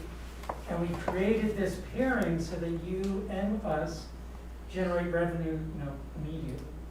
And then the second part, which we are asking for the LERTA, is for the adaptive reuse of the factory into a market rate apartment complex that will preserve the historic aspect of the building. It's going to be, I don't know if you can tell from that drawing, but there's stucco on the building now. The stucco will be removed. It'll be brick with big industrial windows. And the developers, this Ed Moser here is the owner of the property from the Moser Group, his daughter Rachel. They just wanted an award for the project we discussed last time we met with you called Jacksonville Green and Hatboro. And it's almost an exact apple-to-apple project that we have here. So that was an old factory, repurposed. It's a LEED certified building, and it did require a LERTA to actually move the project forward. And on the second part of the property, renovating the original building, that LERTA would be a staggered incremental increase of taxes. So initially, the total taxes are about $16,000 a year, and that figure remains the same, over a 10-year period. And each year, the taxes rise incrementally 10%. But the thing that the district gets immediately is the new people moving in, you get the earned income tax, year 1 when they move in. So you're making, incremental tax increase, but you're also making earned income tax revenue on that. So some of the critical things that you had asked us before, does this project meet the requirements for the Pennsylvania legislative initiative to create a LERTA? So yes, it does. It's a blighted, vacant property. It's been vacant for 14 years. Without this LERTA, same sort of thing, nothing will happen to this property. The factory renovation piece is very, very complicated because it involves a lot of different state and government agencies, the Department of Environmental Protection, and you know, that's some of the delay in getting through this project, and that's why you see these blighted factories all over the state. I mean, they're very, very difficult to repurpose. And, you know, we want to revitalize the downtown. I'm sure you see a lot of the activity there. And, you know, this is kind of critical to our downtown development as well. It's 2 blocks from the town center. We just opened the Ram Pub restaurant, which is next to Borough Hall. Okay. Yep, so it's open for takeout. COVID delayed some of that. And then we're gonna be opening 2 new microbreweries in downtown, as well as a gluten-free bakery. So that's all gonna happen within the next few months. The breweries are probably more 6 months out. And, you know, you've seen a lot of the growth. So this year, you're gonna see a lot of concentration and focus on the downtown development. So this is part of that. So by drawing more residents into the downtown, you help support all the local retailers and things. You see that in Doylestown Borough, some of their success, there are a lot of apartments in the downtown. So they have 2 business cycles. There's a daytime business cycle and then evening, and that's what we want to create Purposey as a destination community. Also joining us this evening are our President of Borough Council, Mr. Jim Ryder, and our Councilman Chuck Brooks. And one of the things, there's a technical piece in the presentation, which is an ordinance from the Borough Council supporting the LRTA. And I think Jim can speak about, you know, the support from Borough Council and updating that ordinance. You know, with your support, we can do that immediately. So with that, Jim, if you'd like to just say a few Yeah, words. just, you know, when this initially came up for a letter review for the borough, I think it was in 2018, and the entire borough council was enthusiastic. And we did pass that letter at that time, but it did expire at the end of 2018. We will be taking it, passing it again for 2021 at our next meeting. And we took the initiative from the residents in our town a few years ago with a comprehensive study. And what this told us was that the people that live in this town want to live here, they want to work here, and they want to play here. They didn't have to go to Doylestown to get down to Philly in order to have their recreation. So we took that as a little bit of a mission and, you know, and promoted the development of some of the breweries in town, some of the stores, and Steve Arthur did a great help in doing this. And we've been fairly successful, but a lot of times, the thing we run into is old municipal industrial buildings. We've done it to the Purposey industrial site, the land shopping center. That was a little bit of a hurdle to overcome. But we got there. We got the airport developed. That was a little bit of a battle as well. And this is right in the downtown heart of town and is a very attractive area for a lot of people. And this is the kind of development that our community wants. You know, everyone here still is sort of part of the same community, so it's something that you know, everyone can be a part of, everyone can enjoy. So we look forward to it. So I'd like to introduce Ed Moser. He's the owner of the Delbar property. And Ed put together, you know, we worked closely on this presentation. So, you know, we hope you had a chance to review that. And it kind of outlines in detail, you know, some of the financials, but some of the bigger picture pieces as well. So with that, I'd like to introduce Ed Moser. Let me wait this off so that they're still quicker.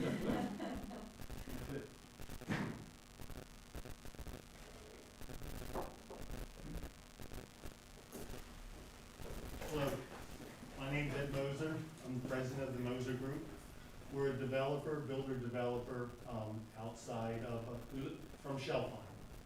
So in fact, our first project was, we worked on Ridge Road on 3 Mile Run, Ridge Run Estates. We built some houses back there in the early 90s, and that's where we got our start. I'm not really, actually the Right arrow, the right arrow. right? We'll give you one slide. So we call this project the Del Bar for right now, which is, you know, the 97 apartments and 10 market rate townhouses. This is just a little bit of some of the project we did. You know, on the left is Jacksonville Green, which is in Hatboro, similar to this. Some of our single homes in Upper Providence and condominiums that we built in Westchester, a couple buildings like that. This is our HAPRO project, Jacksonville Green, where we won the Preservation Alliance Award of Philadelphia for historic restoration, and also the Montgomery County Green Award last year.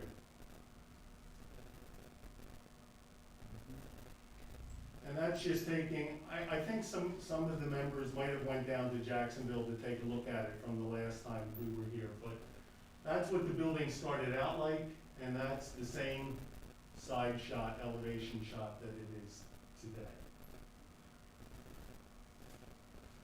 So this is the Del Bar. The site, as Steve explained, is on West Spruce Street between 4th and 5th is the townhouse site, which is an open field, parking lot, which is right here.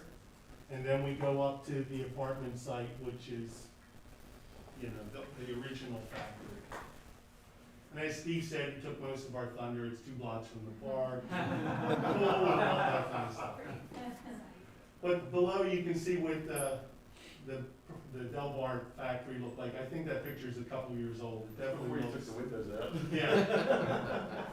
So, and that's just explaining a little bit about how we came up with our, about how many children we kind of taught. So we're requesting a 10-year, 10% incremental LRTA. Sometimes that gets confusing, that's why we have some slides later on. But basically, you know, we'll be paying the tax at the same rate that it is now. And then when the project's completely constructed, ready for occupancy, we will pay the same base rate, but we won't pay any increase on the construction amount of the building. And then the following year, we would pay, you know, 10% increments all the way up. So it does go up pretty quick. The townhouse project site, since that site does not meet the blighted area of the LRTA requirements, would just be market rate. And what you would get is the property taxes up front, the transfer tax, and the 1% earned income.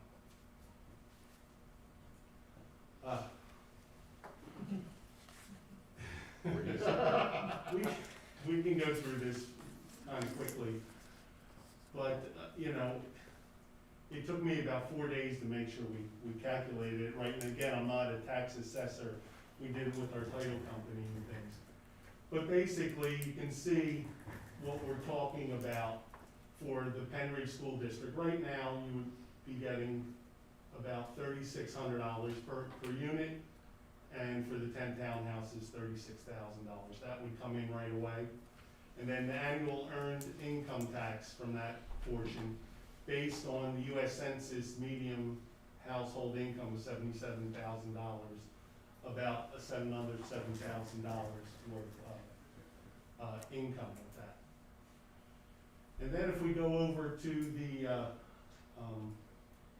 Del Bar apartment site, you can see the future tax, which is the one we highlighted, the biggest number, which is an $188,000 increase over what it is today. Today, we're paying about $16,000 for the site. When Del Bar left, they were paying $28,000, and that was back in 2008. You took a decrease for all these past years because of the factory being empty and blighted. So you can see it's quite an increase at the end of the LRTA, or even as it increments up.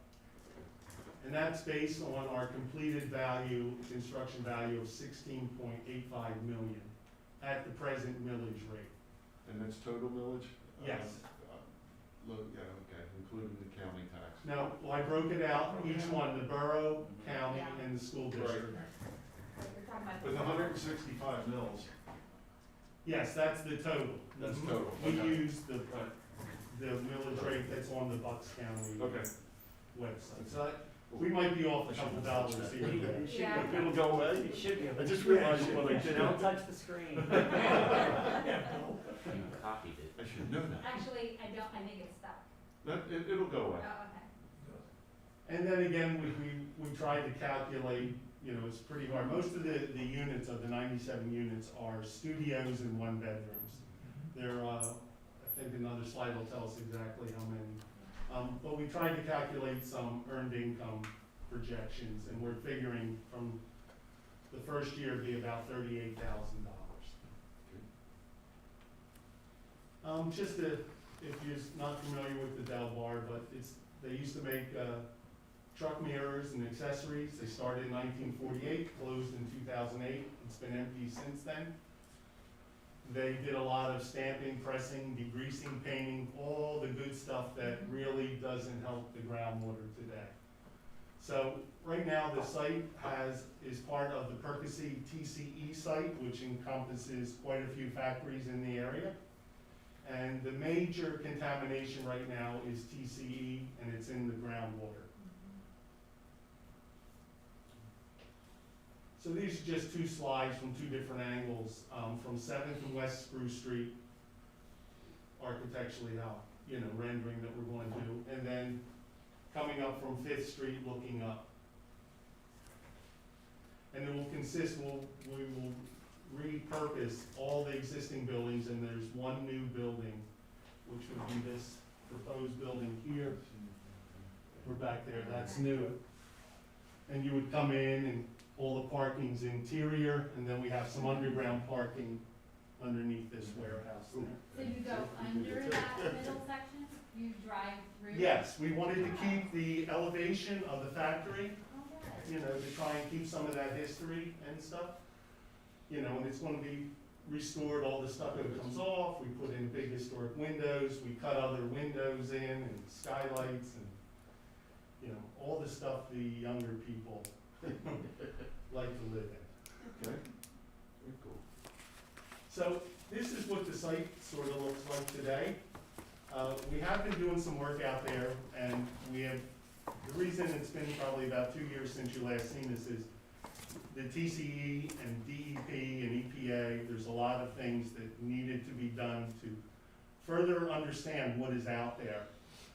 And so we had to do some of this demolition, selective demolition, and we have placed additional monitoring wells and soil samples, and we've been doing that over the past 4 months, and right now we're tallying all those results and will be submitted back to DEP. Is that why there's been little activity? Because Yes. you're doing the monitoring? Oh. Yes, there's probably about 25 monitoring wells on this site, and we just installed some shallow wells just to make sure that there is nothing on the surface, that it is all still down below. So we've done soil samples, borings, just looking for any buried tanks and all that kind of stuff. We did penetrating radar. So there's a lot of things that we had to do for DEP under our work plan to get to a point where we could do an Act 2 and make it safe for residential development. Because right now, there isn't any residential development unless we do this kind of preliminary work. There is some additional construction restraints for us to do that Act 2. We have to do all kinds of vapor systems and seal the top to protect the soil, the rainwater from getting into the ground and different things. And you've incurred additional costs because of these extras? Yes. I bet. You don't know, you drill one hole and you find a little bit, then you drill another hole just to see if it's there, and then you keep drilling and keep looking, and the DEP is very meticulous. Mr. Moser, you do have a pump and clean scenario with the well water? No, So it's just strictly monitoring of the TCE. okay, so there's no cleaning in the system or? We have an elevator pit right now in the lower building that we have under a carbon filtration system, and it's only groundwater that might come up into the pit, and it's filtered through there. I think it's less than a couple hundred gallons a month that goes through that system. It has public water and sewer to Yeah. the sites. I think you're deed restricted, right? Yes, Yeah. for right now from residential development, Right. until we do this. So you do all of that, then, okay, got it.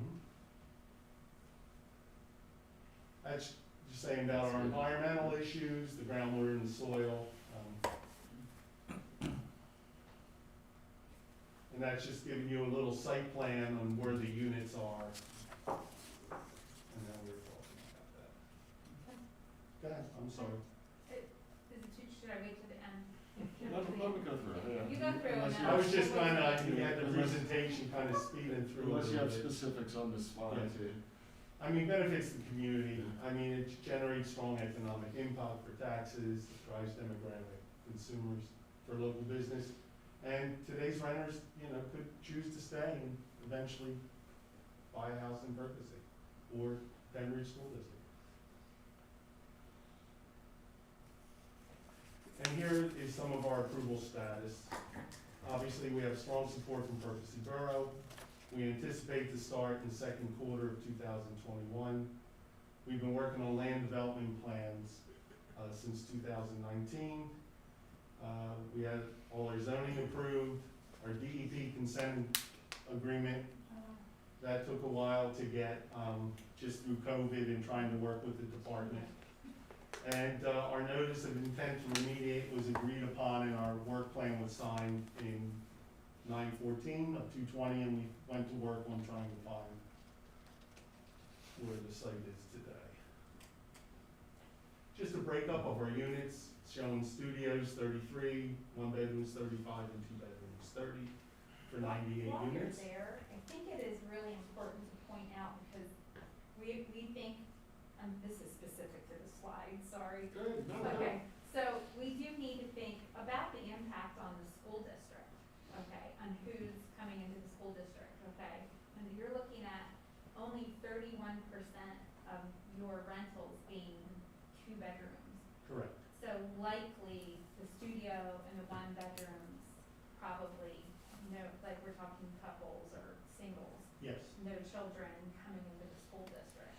Whereas then your 2 bedrooms, now, I understand that you have parking approved for like 1.5 spaces, is that correct?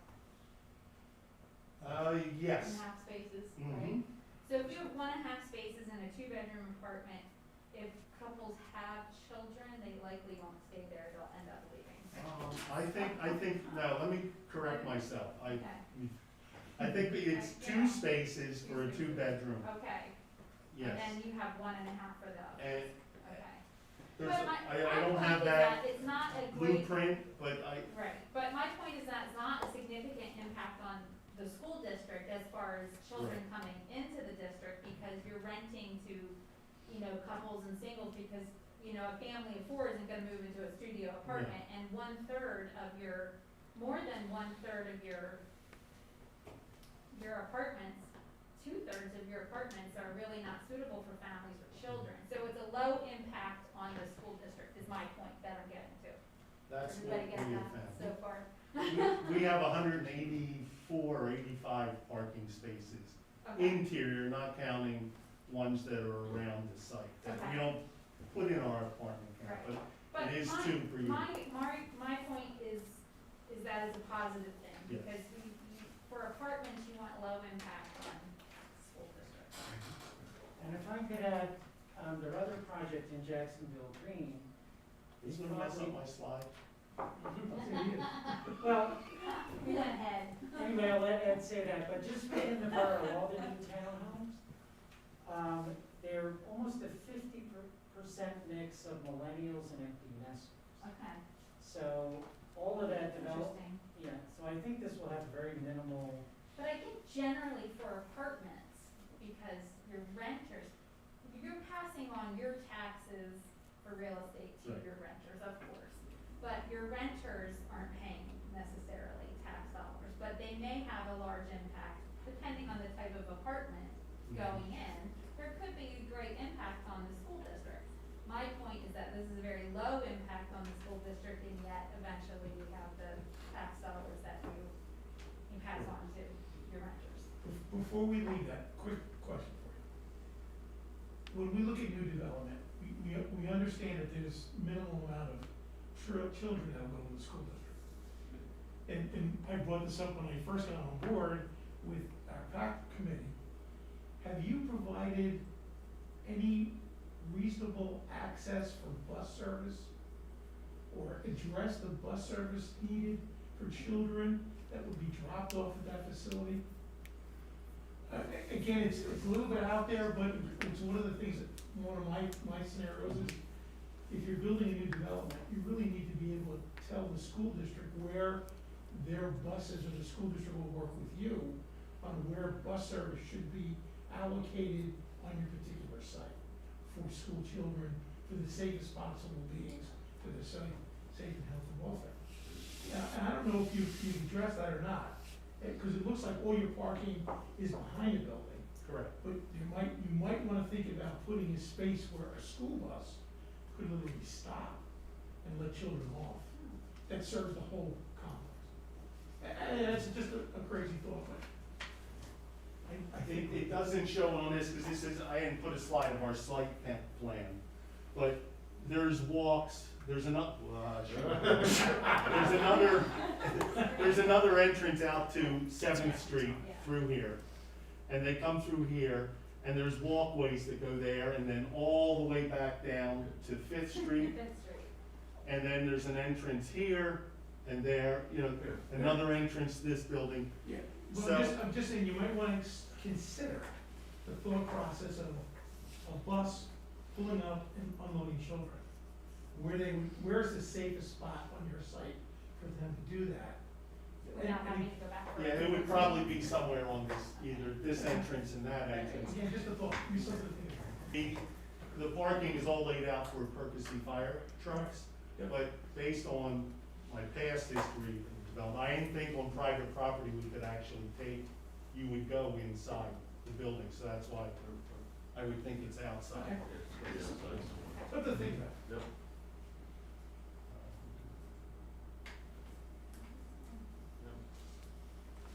So this is I guess the major slide, the pretty slide that shows you the increase. Here's showing what the future tax would be for the borough per year. You know, the county and the school district. That includes the present tax. This is the total value that's there. And so you can see the increase is $188,000 per year. And that's based on 16.85 million and the total tax millage of 165.95.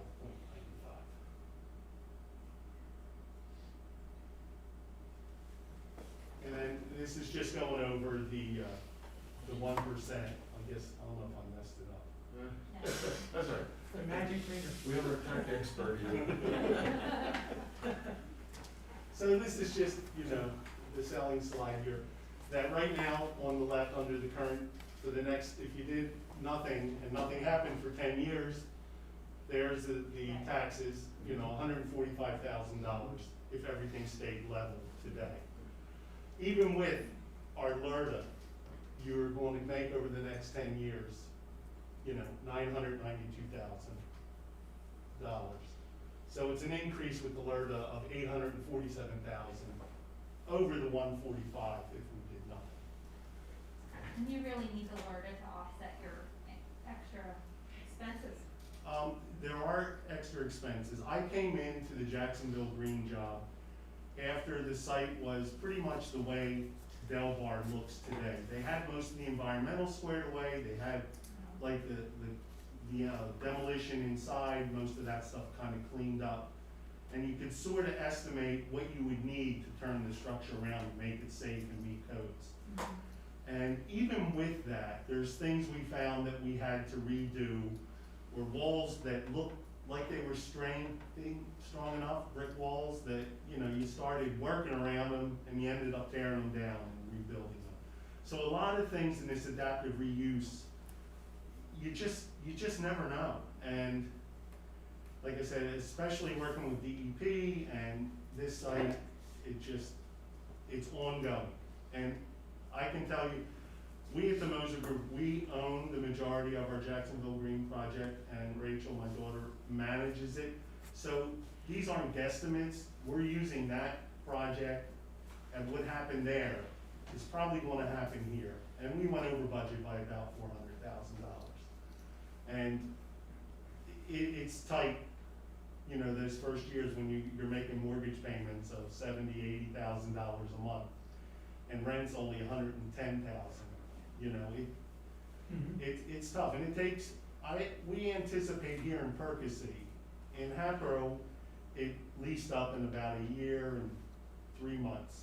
We're figuring it's gonna take a year and a half to 2 years to come to full occupancy, because we're a little bit further away from the train tracks and the major highways and stuff. I think it's a good spot, and I think we'll grow into it, but we need some help to spend this kind of money and be sure that at the end, that we can finish the project. And you estimate you'll be done your project in? A year and a half to 2 years for construction, Move-in ready? yes. So just if you can get over the hurdle of this, Yes, it's This just time. going through this the portion. DP stuff and all of that, including all of those delays. Yes. We're figuring starting the second quarter of this year, 2021, and hopefully being done within 2 years, a year and a half to 2 years. And this is just a slide it's just going through the abatement and the tax totals. The first year, you can see the total tax is 14. It's green and bits, yeah. I know. And, you know, we have the current assessment of 107 and the new assessment of 1,499,000. So this is showing you that, you know, year one, we're gonna pay the 14 the same, so we don't pay any increase, and then we're gonna pay 33, 52, and so forth. So we finally get down to paying, you know, just about the total amount in 10 years.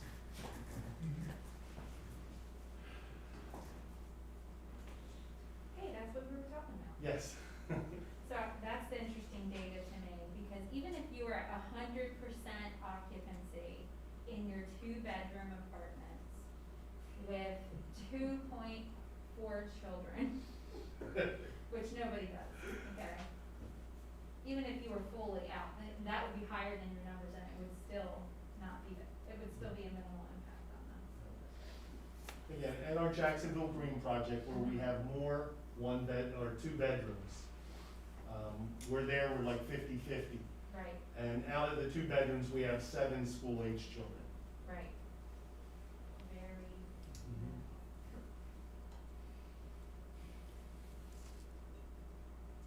And this is just the school district details, Mhm. you know, how much.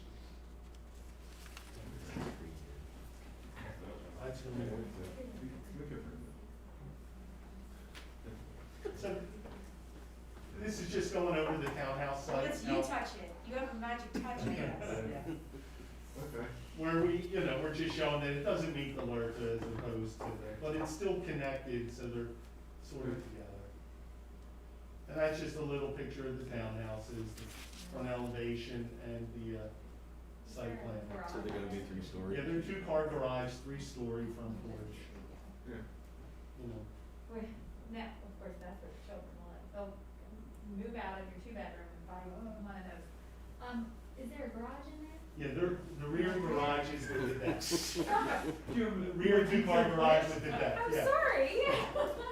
It raises the value of the home. I It makes was it waiting sell for you to answer the higher. price. We are building an 18-lot subdivision, townhouse subdivision, similar to this in Chalfont Borough, right on 152 across from the post office. All 18 units sold in 4 weeks. Yeah. We have 3 children out of all those buyers in that Wow, subdivision. So it's not always true that townhouse would be bringing, that's true. it more adds to what Steve is saying, Right. so. But that's not the consideration for the impact. I mean, the negative impact on the school district. That will be a positive impact on the school district. Yeah, this is the one that makes you the Yeah. money day one. Right, so. exactly. And they're anticipating them being around 350,000. Okay. The other townhomes. I have like 301, but. With a garage too? Yeah, the other townhomes have averaged in the borough about 350, 365. Household incomes are about 150. Okay. And it's, you know, mix of millennials and empty nesters. I'm kind of conservative, I figured at 301,000. So we're thinking the same old 77,000 household income, So you're selling the townhomes and renting the apartments, correct? yes. There'll be 10 for sale townhomes, 97 apartments, 97 or 98. And just why alerts is needed. Is it 98? And then the town, so the townhomes wouldn't be on the same 10-year thing, because They're on a 0 year. No, they're just saying, the person who buys the house, It's they zero, don't have yeah, to have it's this zero. taxes. Yeah, that's not part of the word at all. Yes, it's all part of the same site, and that's how we differentiate, because it didn't meet the criteria, it's not blighted, it's just a parking lot. So, Y alert is needed for project liability, we're repurposing existing structures, there's all kinds of crazy construction overruns and unexpected things that happen. We're working with existing dimensions, so some of our apartments are actually larger than what we would be if we were building new. So we actually get less per square foot, which doesn't look good to our bankers if they only look at certain numbers. You know, we're creating a multifamily product in the building design for manufacturing, so there's a lot of changes and structural things. And like we were talking about for DEP with the order on us, we have to put all kinds of ventilation underneath the slabs, so we have to take the slabs out to prove the gas wasn't there and things. Not this is a bad thing, there's a lack of public transportation, so, you know, the lease-up period is going to take a little bit longer. And additional pollution and stuff can be discovered underneath the ground or a tank, or who knows what, and will drive up our environmental cleanup costs. So our last slide is revitalizing the community together, all of us, the borough, the county, the school district, and the Moser group. Now, it's interesting, because what I hear from the courtesy community is they want the build-up with the small businesses. The menu, by the way, looks awesome. I saw some pictures of the food. I'm meaning to order from there. I'm gonna try to do that this week. But all the businesses that you're talking about. But as far as adding all the extra homes, I think some people are like, I don't know that I want all the extra, Chicken and the egg. population and the congestion and all of that. Yeah, without population, the residents that live there, and the younger people that are willing to spend time and money in town, we can't support those businesses. I agree. You know, there's a lot, you can roll through downtown Berkeley, and as many people as we have living here right now, there's not a lot going on. Because our demographic is a little bit older, and not going out at nights and not spending money in restaurants, so it's a chicken and egg. Right. In order to support those businesses, we need to provide them with the residents to spend the money. So that's what we're running into now, and that's what we're trying to do, and we've heard that argument all the time whenever we develop anything, you know. It's gonna be horrible, you know, that on Spruce Street, that development, where another Superfund site, they were pulling stuff out of the ground there that we couldn't believe, you know, for the first year. Just, they're digging, building foundations, and, oh, we found another tank of oil, we found part of a truck. You know, it's just, the stuff keeps going up. So we found, you know, being an old factory town, overcoming these kind of obstacles has required us to work with the developers and do everything we can in order to get, you know, these blighted areas out of our town and develop into something productive. And again, we hear the same arguments every single meeting. But, you know, but then if you have a meeting with the Percy Old Town Association or one of the Chamber of Commerce's, they're like, you need to bring people in to support these businesses. You know, it doesn't happen automatically. People aren't coming from Lewistown to Percy to spend money. You know, they're going to be from Percy to spend money in Percy. So, you know, and again, we don't have a ton of open space, and the available space we do have is usually occupied by an old factory. You know, so you know, we have some of them are coming along, and you know, where Free Will is a good example of one that's been reclamated and rehab. But you know, there's a few more where we have. Oh, that's bringing people in from out of town. Exactly. Right. Those guys are especially good at what they do, so that helps. On the average, Free Will brings in over 500 new people into our community every weekend during the summertime. Yeah. So those new people are exploring our restaurants or exploring our town, and if we can get 10 of those 500 people to look at apartments and say, hey, this is where we want to live, then we've succeeded in our goal. The old adage that I've always used is a parking problem in Percy is a good problem to have. Meaning you've got people coming in and they're using our cash. So that's why That's we're a really supporting good it. point. And one of our greatest selling points is the school district. We have Yep. a fantastic school district, thanks in part to you guys, so. It's another selling point where people are gonna come in. You're trending your apartment, studio apartments. So I've heard a lot of criticism about that. However, studio apartments are the huge trend, because people are going back to the minimalistic living, tiny house Yes. nation. I mean, people are like selling their houses and moving into studio apartments, so I think it's brilliant use of your product. We have a waiting list of our other project.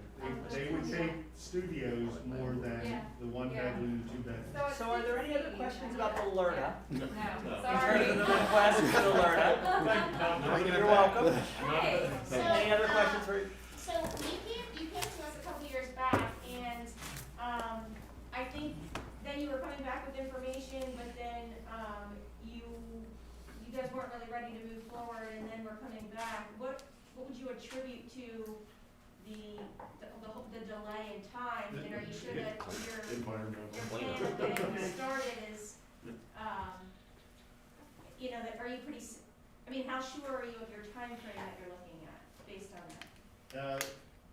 I guess it's that chicken before the egg. Sometimes you're asking me like, oh, you wanna do the project?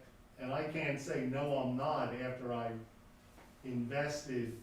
I had to do all the engineering, all the site plans, all the preliminary architecturals. There was a lot of time and money and effort that was spent to get to the point to know that this project is kind of being viable. And I can just tell you that, not to blame it all on the COVID, but we were ready to sign a deal with DEP when everything shut down and their office closed. Yeah. It took a month to hear back Yeah. just from an email, and it took us from March until September to get something signed that was ready to be signed in March. So it just takes a lot of time with the environmental stuff and dealing with the state. And that's what really held the project up. We had hoped to be a year ago, you know.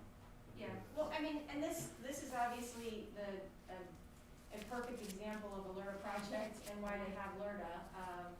You know, and it's gonna be a huge benefit to the community to have that cleaned up, because right now that's a huge health issue. So I'm glad that it's something that's gonna be, moving forward quickly and, well, it will at least bring people's costs down as far as their taxes and their electric, because there'll be more people paying in, so, that's the other advantage. I'm sure you guys highlight at your meeting. It's one of our numbers, yes. But yeah, I think it'll be a huge benefit to the community to have a lot of these areas cleaned up and, you know, people being able to utilize the space, so. Thank you. I only have one question for Sure. you, Mr. Moser. I've looked at LERTA calculations on a number of projects, and you're looking for a 10-year schedule. Would you entertain a different schedule if the numbers work for you? I don't wanna say no, but, you know, just based on practical experience. If you asked me 2 years ago, I probably would have had a different answer, but like I said, we operate this and, Understood. you know. I understand, and that's one of the things, you know, I run a number of scenarios to see what works, and I'd like to, I'll do that again. Yeah, well, we are a for-profit company. Yep, It just understood. takes a little bit. We are going to own and maintain and manage this project, so we want to be a part of this community. We're from this area. My daughter went here to Penn Ridge. So, Awesome. you know, she'll be Okay. taking care of it. And for the borough, I apologize, do we have a traffic control plan for the 180 cars that are gonna be, you know, moving through the borough? Well, we talked about doing a traffic control study, but, you know, I hate to use the word again, doing one during COVID is sort of a waste of time. You know, so we can spend our $10,000 doing a traffic study, and it won't give us any viable data. Right. So we plan on doing it after things settle down, because otherwise it'll be useless. Because there's only so many ways in and out of the borough, Yeah. right? And we know what those are now. Sure. And we all travel them. Yeah, you know, 5th Street, 7th Street access, Yeah. up and down Park, it's not great, but, Right. you know. And And we ran into that same problem when we had to do the same exact thing with our study because we don't have the kids commuting, Sure. whatever Yeah, the well, that's students part of it, too. commuting Yep, and all of yep. that because of virtual, Yeah, I was so. just curious It was if we part had of, there's one no yet. school bus, Yeah. how are we down here? Right. So, okay, that's all I had. This is a perfect It, load. it actually, it is, it's a No- very good. There's no ifs, ands, or buts about it. Brownfield, site, cleanup, I think it's a perfect site for. And I've seen your site, and in Hatboro, the underground parking was really creative there, so, yeah, so congrats on that. Thank you. Yeah, If you have any other questions, Shaw has my email or anything like that. Be Okay. happy to talk to you anytime. Thank you all. Thank you. Thank you very One much. thing I would like to say is, you know, we hope to have your support, that you can take this. I think Sean said the next step would be a vote before the school board to support that. And if that were to occur, I think we were asking, you know, if it can be in January. And then the borough council would generate a new ordinance resolution, which I think Sean said, you know, you as the district have to create something Gonna do similar. the same exact thing, Yeah. it's gonna be an ordinance. Yeah. So, you know, if you have any other questions about that, that's what we're hoping from tonight, that you will support this in partnership with us and the county, which will support this if you do as well, so. Thank you. Yep, thank you very much. Thank you. All right, thank you. Thanks a lot, appreciate it.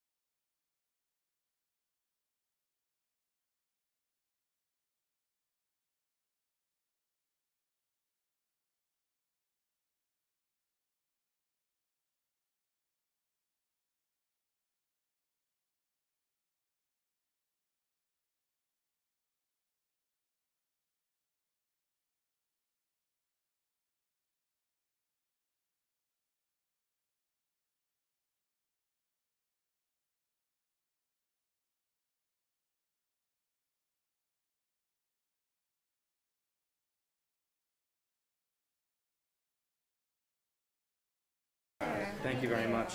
How are you? Great, thank you. Yep, thanks. The same with you.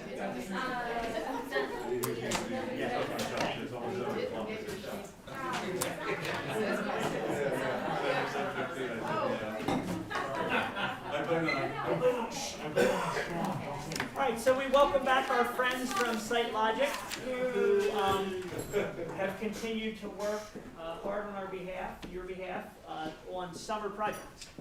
So we're going to do some conversation regarding some pricing that they've done as well as taking a look at the summer. So thank you guys for being here. You ready? How are you? All right. Good. How are you? Happy New Year. Nice to be in person. Yes, Happy New Year to you all as well. We'll get started here. We have, the agenda tonight appears short, but this could go as long or as quickly as you'd like. We've got a lot of detail, but if you want to look at the summary, we'll focus on the summary and then we'll kind of expand because we've got a lot of buildings, a lot of moving parts, a lot of things to discuss. But we'll start with the 2021 maintenance projects. Again, those are the priorities as defined by the administration team and the project team, so we'll start with that. We'll talk about the tennis court replacement project and some things that we found, since doing some subsurface investigation there. And then we'll get into the elementary school circulation and the site parking, just kind of everything that we have moving in front of us. The 2021 maintenance project summary. So the way that this is broken out, and this is the summary sheet. So like I said, we can go deep, we can stay on the summary sheet, we can answer questions wherever you want. You can interrupt me, I don't care. But we have the 2021 base maintenance project scope. Again, those are the projects on the handout on the first page. Everything on the second page is not included in the $6.1 million number. Those priorities were priorities that we all kind of discussed and have reviewed over a period of time, but ultimately kind of came to a conclusion on them together on Friday, this past Friday. We put them in that number to say, okay, hey, we've got about $6.1 million in that base maintenance project scope. Those things, again, established as priorities. Includes the rekeying, the exterior doors, and then the scopes of work at the high school that were discussed at the November meeting. I know that was a couple of months ago, so we'll be happy to elaborate on that. Again, we did break out the LED interior lighting, the LED lighting exterior, both interior and exterior, with the food service improvements, and the schools that are included on the right-hand side. The DOE as an estimate, and then high school courtyard masonry repair work. Again, that's from the construction project. And then some additional work at the high school that we wanted to consider as an aside, whether or not we upgrade the corridor lighting panels or not. That was a request from the administration. All in, of the scopes of work that we could discuss and talk about tonight, it's a total of $16.9 million. I understand that's all just up for discussion, but we wanted to put everything out on the table to be able to help you all summarize the scopes of work we looked at and considered. Everything with an asterisk is still an estimate. Those that don't have an asterisk are hard bid.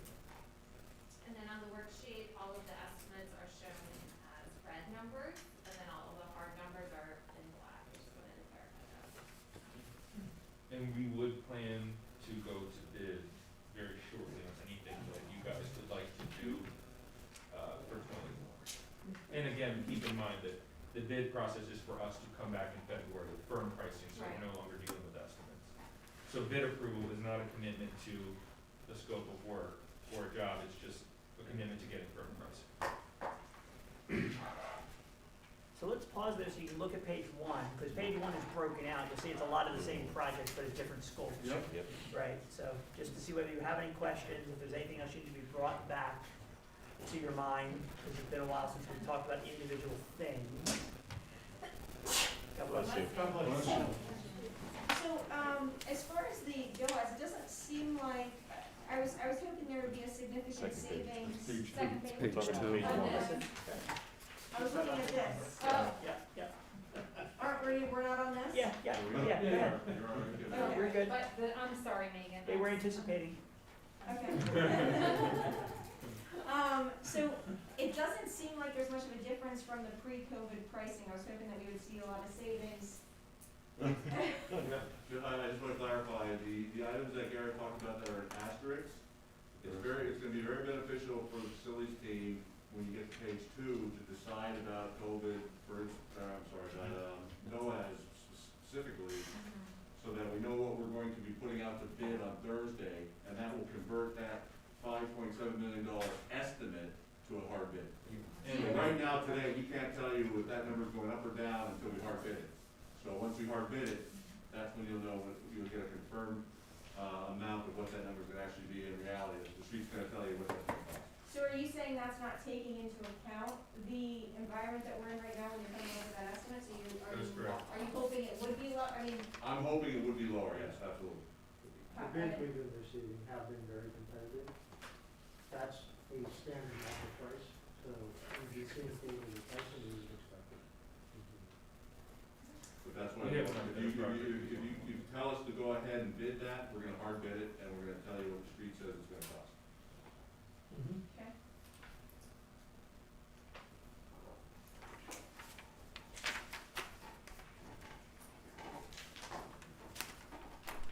Okay, sounds like we're all right to move on. Okay.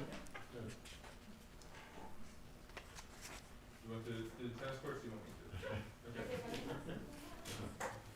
With Carolyn from K&W. Have you been introduced to this board before or not? Yes, my first time. Okay, so this is our project, our senior project manager from K&W, which is our site engineer. Mark has been here in the past, Carolyn's joining us tonight. And I'm gonna let her talk a little bit about the high school tennis courts, and then we also have the public party. You can, yeah, just hit the right button.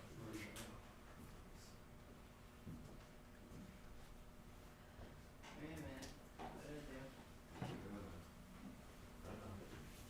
what did I do? Garrett can drive it. I did that on purpose. Set her up for the. Well, I'm not going to pepper I saw that. I saw the wink when he left. When he looked at us. He's like, watch this.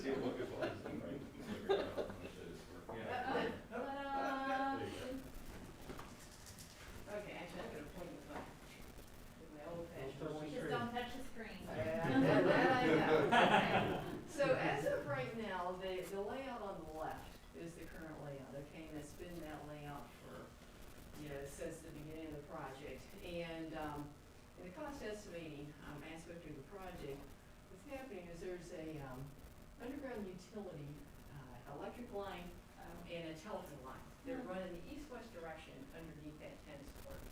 And it turns out it's very expensive, to relocate that, okay?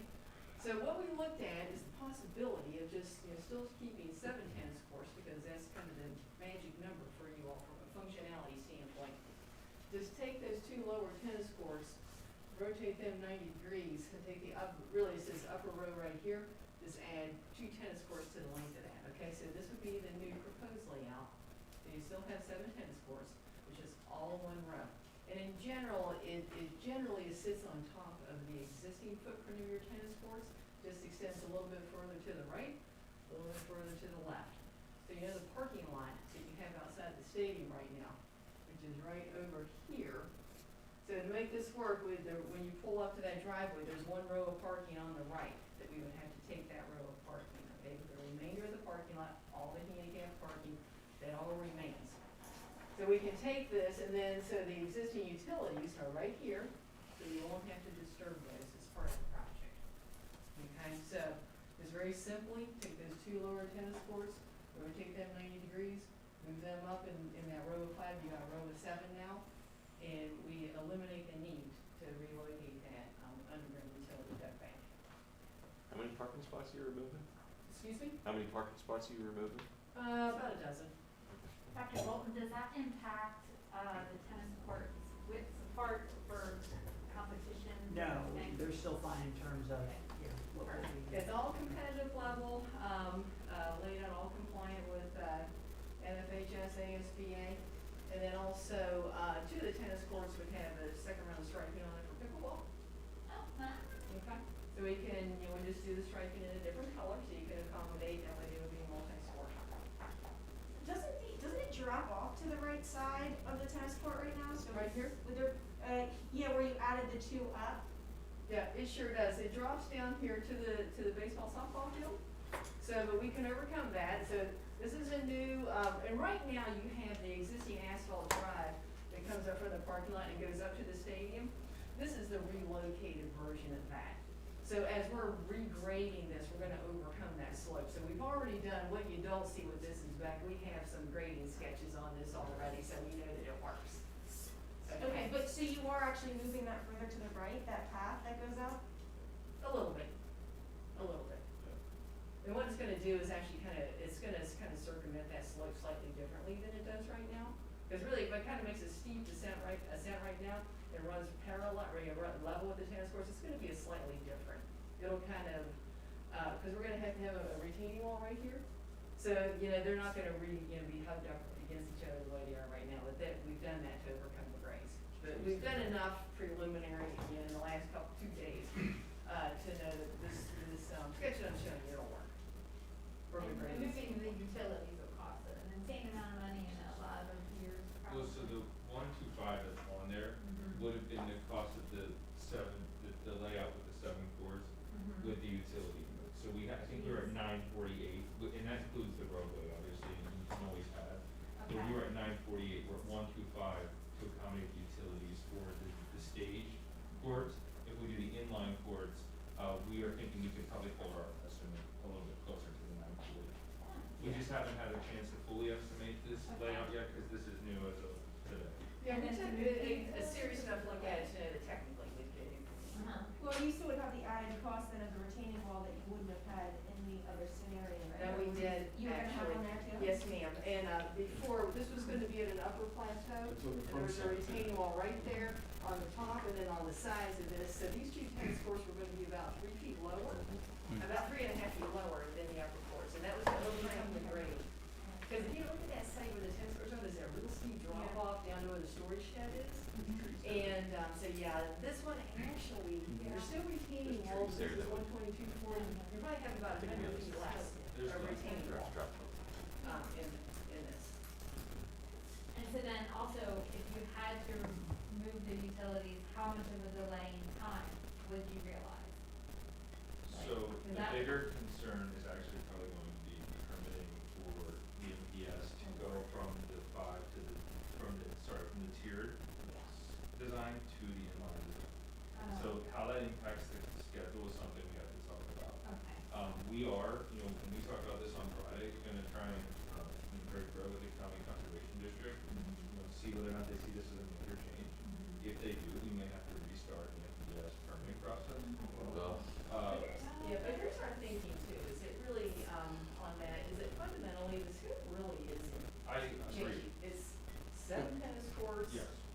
And, so, our thinking is that, we can have, our documents kind of turned around and ready to resubmit back to them, next week. So the hope is that it's not going to create a schedule problem right now. Correct. It's something Okay. that we do have to work with the permitting agencies on. So we did talk a little bit more about And that so there today. is a chance that if we go 7 wide, Right. it might have to be delayed. Mhm. That, there is a chance, A chance. right? You're gonna do everything you can to make Yes. that not true, but we And we know are that we might have to. optimistic that we can overcome it, but just full transparency, Yeah. that could happen. But there would have been a delay anyway because you have to move the utilities if you do. So either way, Avoiding the utilities is huge. yeah, I You know, agree. cost, huge. Right, from a Well, cost I agree. standpoint, And the time. question is the approvals, Yeah. right? Yeah, the approvals, but it saves a lot of money, and, it's gonna be a little bit tricky to relocate and decide where, because we don't have that storage building in place while we're building tennis courts and how to recondition that, so this kind of simplifies a lot of things. Okay? Yeah, I think the next one is West Rock Hill Elementary School, it's a circulation. This is an update on this side. Okay, this is, West Rock Hill Elementary School, you've seen this one before. The only updates that I had to tell you on this one is that for permitting, everything has been submitted. We've received stormwater management comments back, from the township. No deal breakers, everything was relatively minor, MPDES is submitted. We're still waiting, we've got the completeness review back, they're getting ready to start the technical review, so that one is just still very much in progress, but as of right now, this one is moving along, on schedule. And the estimate has remained unchanged. It is on there. And again, that doesn't, we didn't account for in an estimate, potential bid day results due to the COVID construction market. Okay.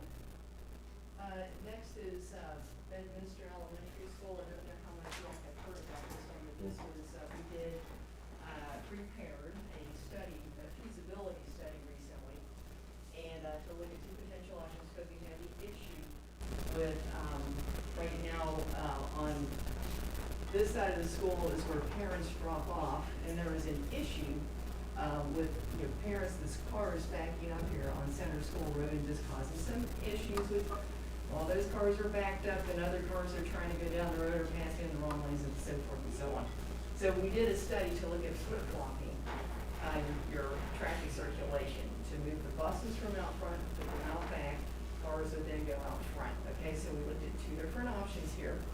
Well, the first one, the cul-de-sac option, keeping the existing driveway coming off of Center School Road, and really just to modify this existing turnaround area back in here to accommodate the turning movements of buses, okay? Basically make it a 100-foot diameter cul-de-sac, and you have 11 buses, and you can see in yellow, we're just showing how the 11 buses, could potentially stack up along there. And they also added sidewalks along there for safe passageway for the kids when they get off of the bus. Second option was to add a second new driveway entry point off of Center School Road to create more of the horseshoe shape. That it would be basically a one-way driveway. They would enter down here. They could stack all along the driveway, doors facing the school. The kids would exit out onto a sidewalk, and then they would exit out this area at the existing driveway. From a cost standpoint, they weren't really that far apart. But with this one, actually, we're indicating this one's on hold right now. There's been some conversation, apparently with PennDOT, in that they think that if you install a kind of school zone, the flashing 15-mile-an-hour, electronic sign out there, that could indeed address that issue for you. So that's where that one is right now. So you have the 2 options on the table. Should you ever decide to proceed, that's something that we could take care of. So it looks neater and more open going with this one, but I also don't know if I like the buses then, it looks like they get really close to the street where the kids have to walk to. And that, seems, I feel like they're a little bit more contained closer to the school in the one on the left. Well, the good news is, we've had conversation with PennDOT that puts this on hold for now because they do think perhaps they can come up with a solution that just has to do with the roadway and that we wouldn't have to change We anything. wouldn't do it at all. That we Yeah, I wouldn't thought have you to meant change, they so were that's- flashing no, 15 that's- around yeah. that kind of negate, would negate the need to have to. Oh, I thought you were saying in conjunction with doing this. No. You're saying Sorry, instead of explain doing that, this. yeah. Oh, So okay. they're thinking that that could take place of having to do the driving modification. It costs traffic down enough, we kind of negate that issue. Okay. And maybe it's something that we could try first, as far as Right. a budget goes, and then see what. You always have this option, should Right. you decide to do that in the future. And I really think that both of these are very viable options. And the good news is you don't have a ton of topography out here, so I think that's why both of them are pretty close to the same cost. Slightly better than the topography on this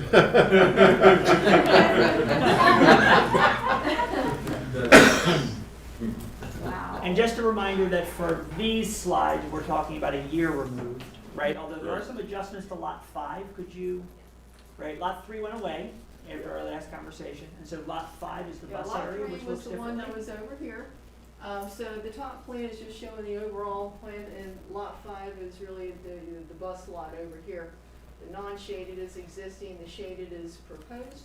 This is the enlarged version of it. The modification from what you've seen before, previously we had shown this extended all the way across here.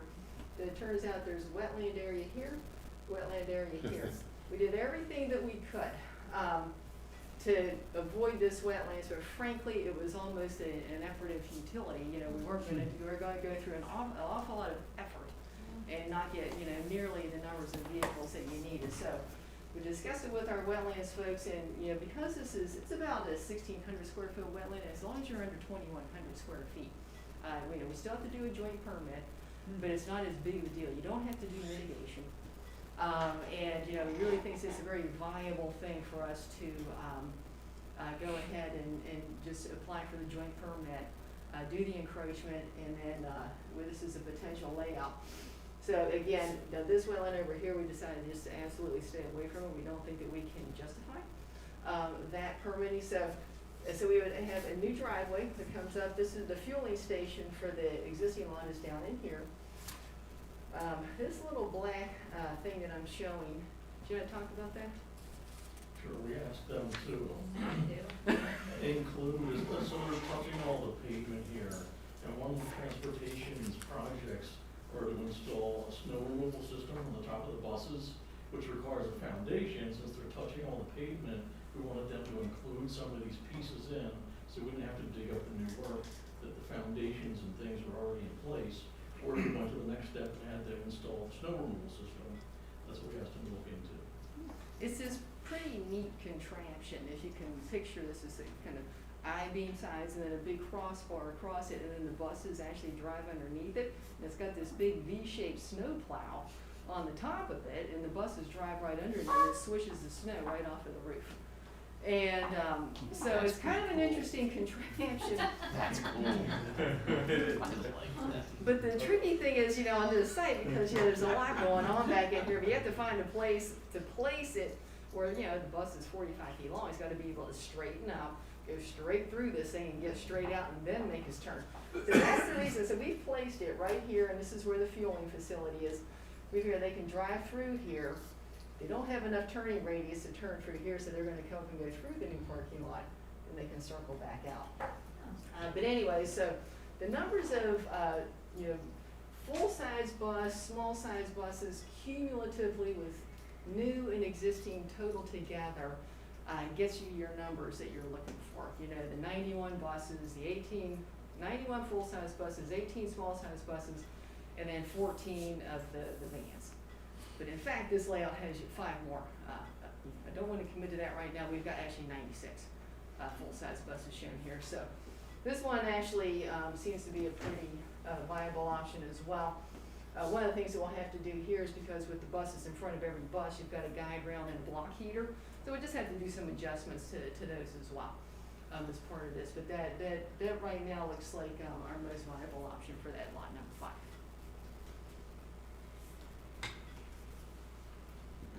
Okay, and I got one more.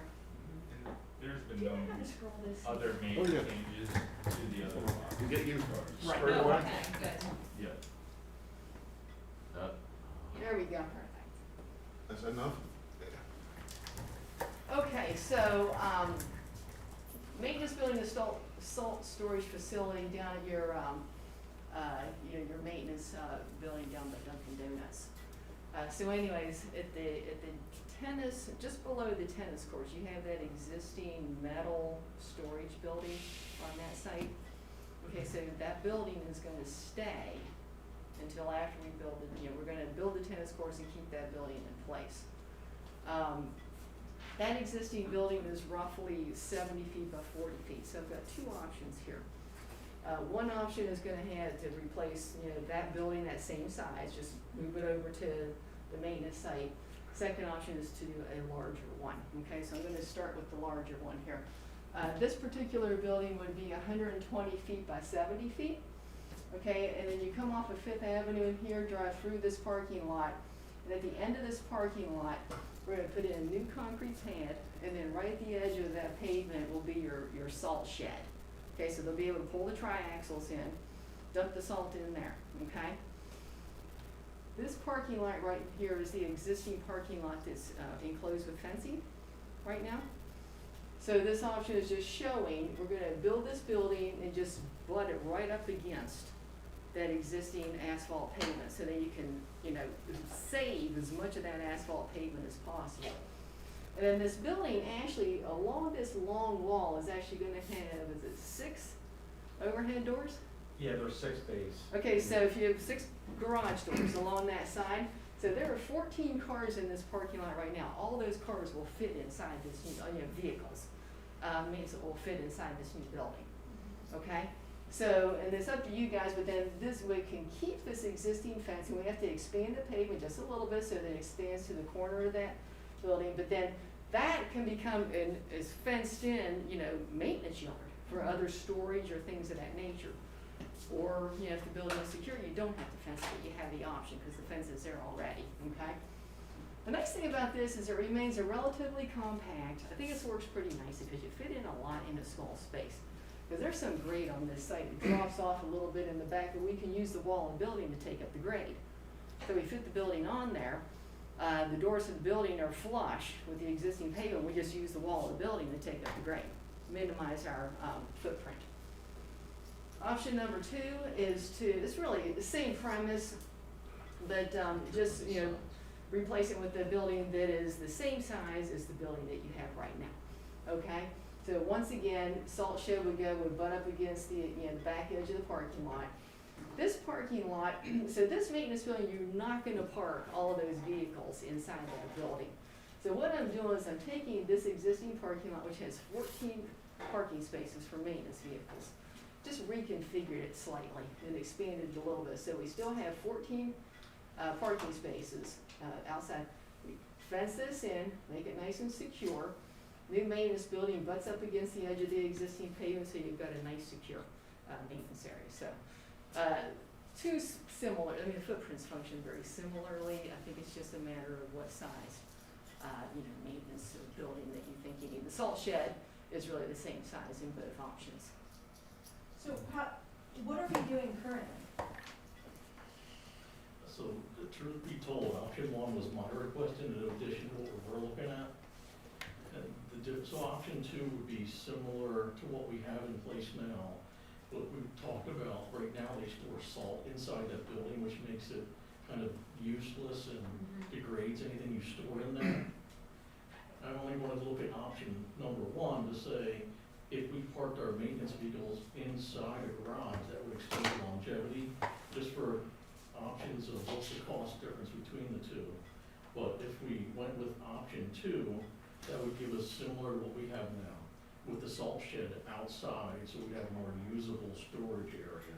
And right now, every building, I think we looked at that in the summer, we looked at every building, no one has extra storage, and there's constantly the request, what can we store, where can we put it? And this would give us some better usable storage in either version. But in the second one, you're talking about moving moving that shed that you already have up at the high school? Actually, that shed is gonna be demolished and this is no new more. construction that's the same size. Yeah. Yeah, so it's new construction, but it will just be the similar in size, Oh, yeah, okay. cause actually I think there was some conversation about trying to move it, but it's really I not. don't know how you would move it. Yeah, it's not really. So it's like a And, $1 million. But if you That give us by having dry, clean vehicles, we buy a new vehicle every year. And just this year alone, I think we have $20,000 in body work that we're looking to do to repair the vehicles that we do have. Yeah, but then you seem like you seem like you're taking up most of that space then that you have on the vehicles, and then you don't have the room for the extra equipment Right, in so- scenario one. So of the 6 bays, we would be parking 10 to 11 vehicles, which would probably give us 2 bays of extra space, plus the depth of where the vehicles are. There would be enough space in that larger facility Right. for storage and. You're talking 70 feet in depth, right? Well, it's Yeah. 3 times the size of what Yeah, you so have you kind of now. end up, And- like and at one again, end and then It's along 3 the times the back. size, so you- And Yeah, again, you've we're got talking other about storage a space. year from now in terms of Correct, it's Yeah. not that this piece. coming So- year. Right, we wanted to talk about the concept and make sure it made sense in terms of separating the uses of the, so it's going from one building to 2, right? To get the salt separate from the storage Yeah. piece. And then we asked them to design, since they were designing, keeping it the same, and then what would it do if we made it a little larger, So, right? So, that's, Mr. Harper, do you envision the option 1, the maintenance building as storage space, or is that working space with other goodies in there like lifts? It would free up some space. I need somewhere to work on my truck too, you know? Other than body. No, it's a question, yeah, you know, if you're gonna have a facility like that, you know, that you have, the ability to, do the maintenance work on the vehicles that you're talking Oh, about. so it wouldn't be maintenance of the vehicles like we do with the district support center? Okay, All the vehicle repairs and service is done at transportation. okay, so it's dry storage, okay. That's what I was trying to get at. Yeah, so again, both of them, just from the civil engineering perspective, I mean, we can fit on the site very nicely. We can use the grade to our advantage, kind of keep the service footprint to a minimum. I think that the site, can accommodate both options very nicely. That's all I have. Okay, Thank you. thank you. You bet.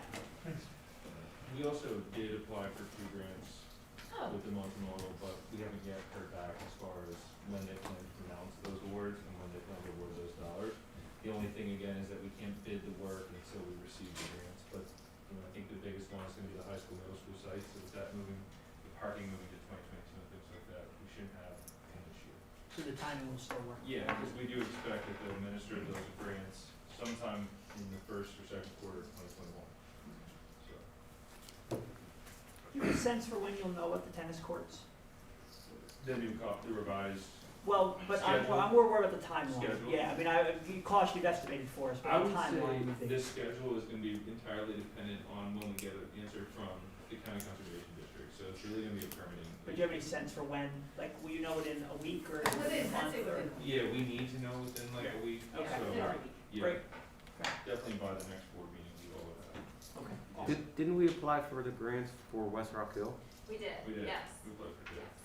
Okay. So we can't bid West Rock Hill till we know if we're getting the grant? Is that what you Yeah. said? If we award the bids, sorry, we can bid, we can't award the bids, Okay. No construction can start yes. Okay. until the money. Legally, we is can't awarded. award the bid. Yeah. Okay. And then we do that, they'll no longer give you money. Oh, yeah, that's a problem. Yeah. So, that's a timing thing. But again, with COVID, and they didn't have their meeting in November as far as when we anticipate them to award that, so hopefully they'll have that here for it. Okay. But it's not scheduled, is that what you mean by It's that? not here. Yeah, neither entity has listed a date, an update to when they would award.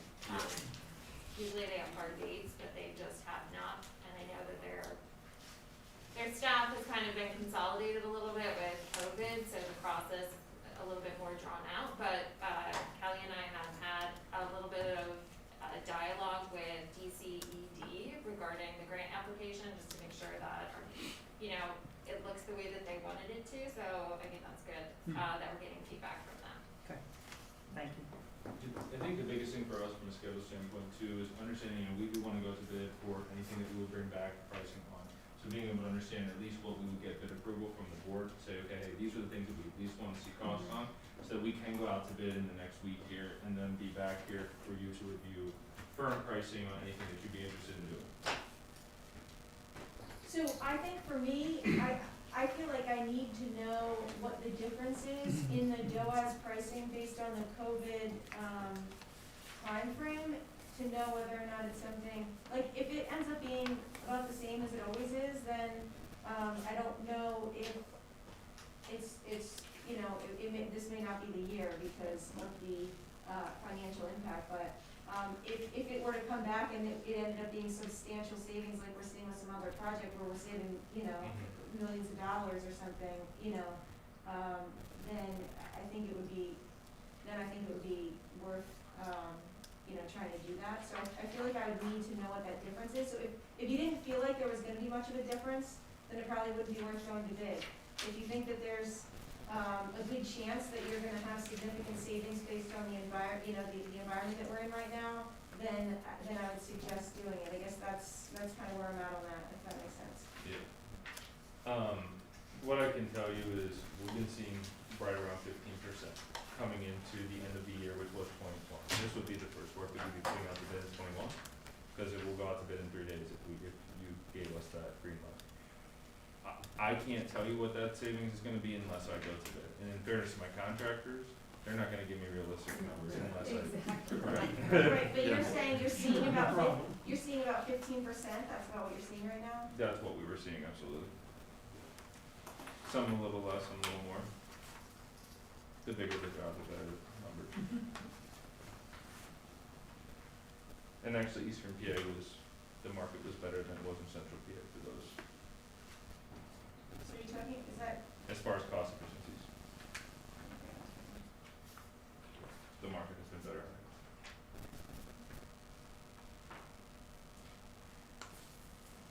think. And so is it safe to say page 1, let's turn red to black? Yes. I think Right. so. Agree. Right, and then Yes. to look at page 2 and see what recommendations you would have, and we'll get that information by the end of the week to Mhm. you. Is that fair? Yes. Mhm. Yes. So page 1, turn red to black. Page 2, we'll prioritize any red that we want numbers on to see what we turn to black. That's right. Because I know, like, in talking on Friday, Mr. Harper, correct me if I'm wrong, the kitchen pieces are here, right? They looked at all the kitchens, and so and so there are some we've already prioritized to page 1. So I believe what that means is there's no reason to take them to black, because I don't think we're suggesting that we prioritize any of the ones on page 2 for this summer anyway. They can wait, so there's no reason, right? Is that fair? Yes, that's Right. correct. We've already made that priority decision about the kitchens, and so that helps you on page 2, take those red out. okay. But when you look at, so the things that are staying on the second page are the DOAS, the lighting panels at the high school, the courtyard masonry option 2, although Kelly's made his recommendation that option 1 is enough for now, but we could, And we're still looking, because I know that the south sewer line has been on some priority lists, but you're still awaiting some information for that to make that any color at all, right? Yes. Correct. And so that pricing will need to either know red or black, so we know whether to put it on page 1 or not. Yeah. What's the status of the inspect remediate water quality issue? It's the other one that is blank on page Right. 2 currently. Remind me what that is and what the status of that is? It's similar to the sewer issue at South. We have to do water quality testing and then compare it to the current treatment that's being done to see if we have a 15% problem or a 100% problem. Okay. As far as chemical treatment adds to correct what the issues we're having. We have to get the testing done first, and we're in the middle of that. Got it. And that result would then dictate, Mr. Harper, the Yes. priority of that project? Right, there'll be some results you'd look at and say, well, we gotta take care of that now, there'll be some results you might look at and say, we can wait. Right, it's something we've dealt with for a long time, it's gonna prolong our equipment. Okay. So when we really know what it is, we'll wanna take some action at that point. Okay, I think it's more about the equipment That's life helpful. cycle process. It's not necessarily an immediate issue, but yeah, when you want it will Okay. extend the life cycle of the equipment that you're currently maintaining and own. So you could, I mean, based on that, you could save close to $1 million on the DOAS system. If you did the projects that you have listed here. I think it's worth getting the numbers. My only other question, when you look at the first sheet, and you talk about replacing HVAC units, would you still be replacing it the same way if we were air conditioning that entire elementary school? Because if we talk about doing something like this, and it, obviously we wouldn't wanna, we wanna look at the full picture if that's a school that's implied. So some of these smaller units, They're like small. grass, for example, this is a small standalone unit for the workroom adjacent to the library. Okay. And at Siler, this is It's another only $14,000. It's a standalone unit, the only one that's not is, North Middle School, that's part of the central system, part of the chiller. The other ones are just standalone units, that aren't affected by a central change. Right, so another way to look at it, And there's something we can maintain depending on the space temperature for the. for instance, the units that we're replacing in Siler that are not directly related to DOAS, there will be economies of scale if you say, price the DOAS for us, because we'll include it with that package, you'll absolutely get economies of scale. The units for Central is a different animal because we're not proposing to look at DOAS for this year, so, but the issue with both of those small HVAC replacements is they're different than DOAS because they're failures that we have to fix. We don't have a choice. Well, whether we did DOAS or not, we have to fix them. Silo, you'll get economies of scale if we bid the DOAS as well because it's part of a bigger project. North, it's a maintenance project that you have to do because the equipment's failed. Right, so I understand that it needs to be done because the equipment has failed. I guess I'm wondering, would you do it differently if you were doing that project in isolation versus if you were just doing that whole building at one time?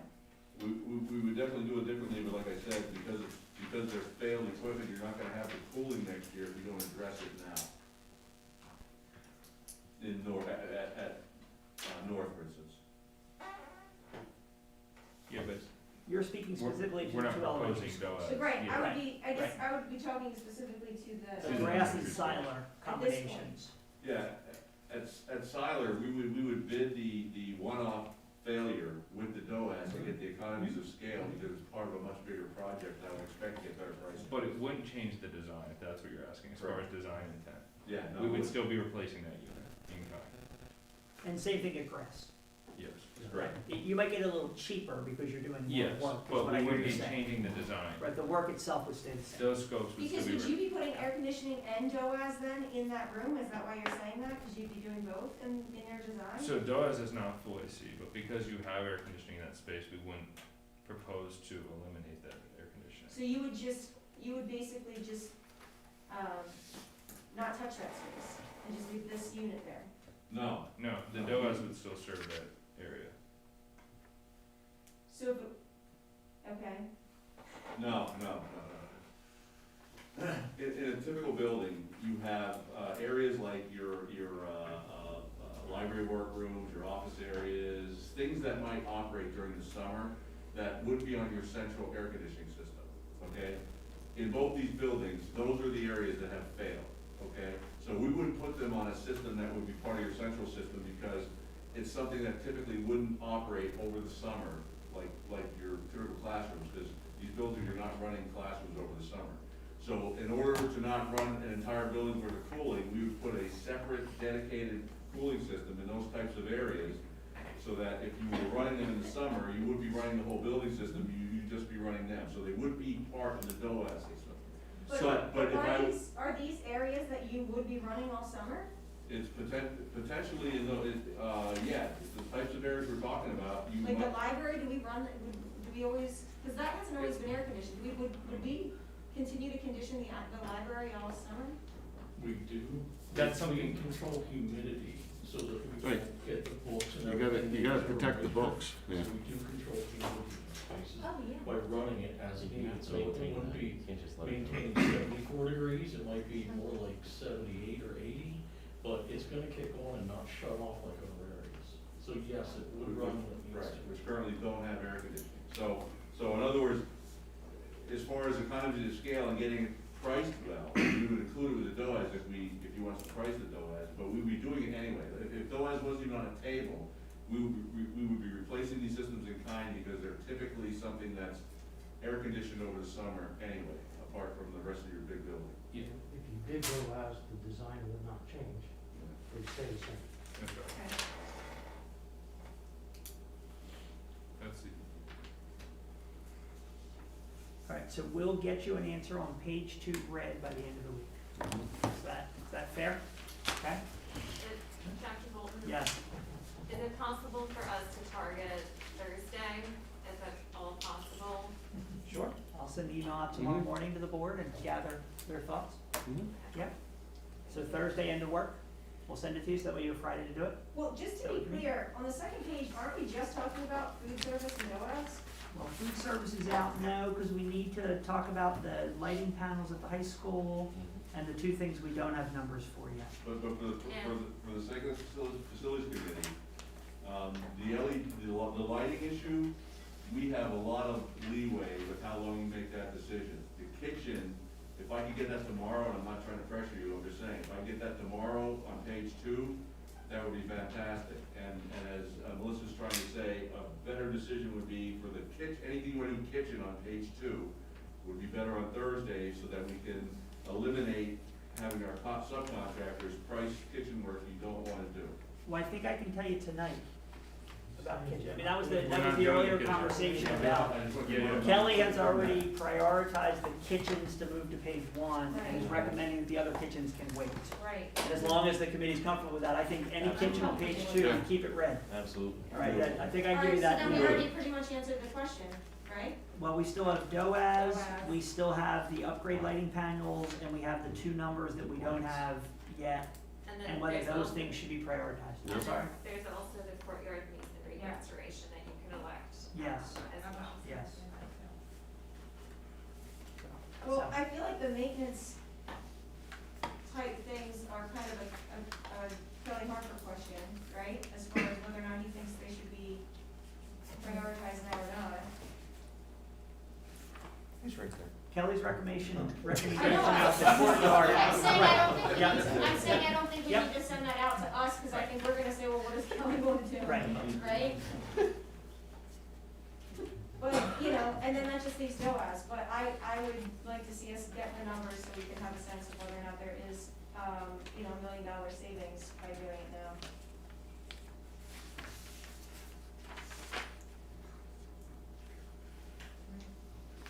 Okay, we'll communicate Thursday. Thursday. Yep. Yeah. Thank you. Thank you Yes, so thank you much. very much. Guys. Thank you. Thanks for hanging out out there. I know it was a long wait, your so. patience is appreciated.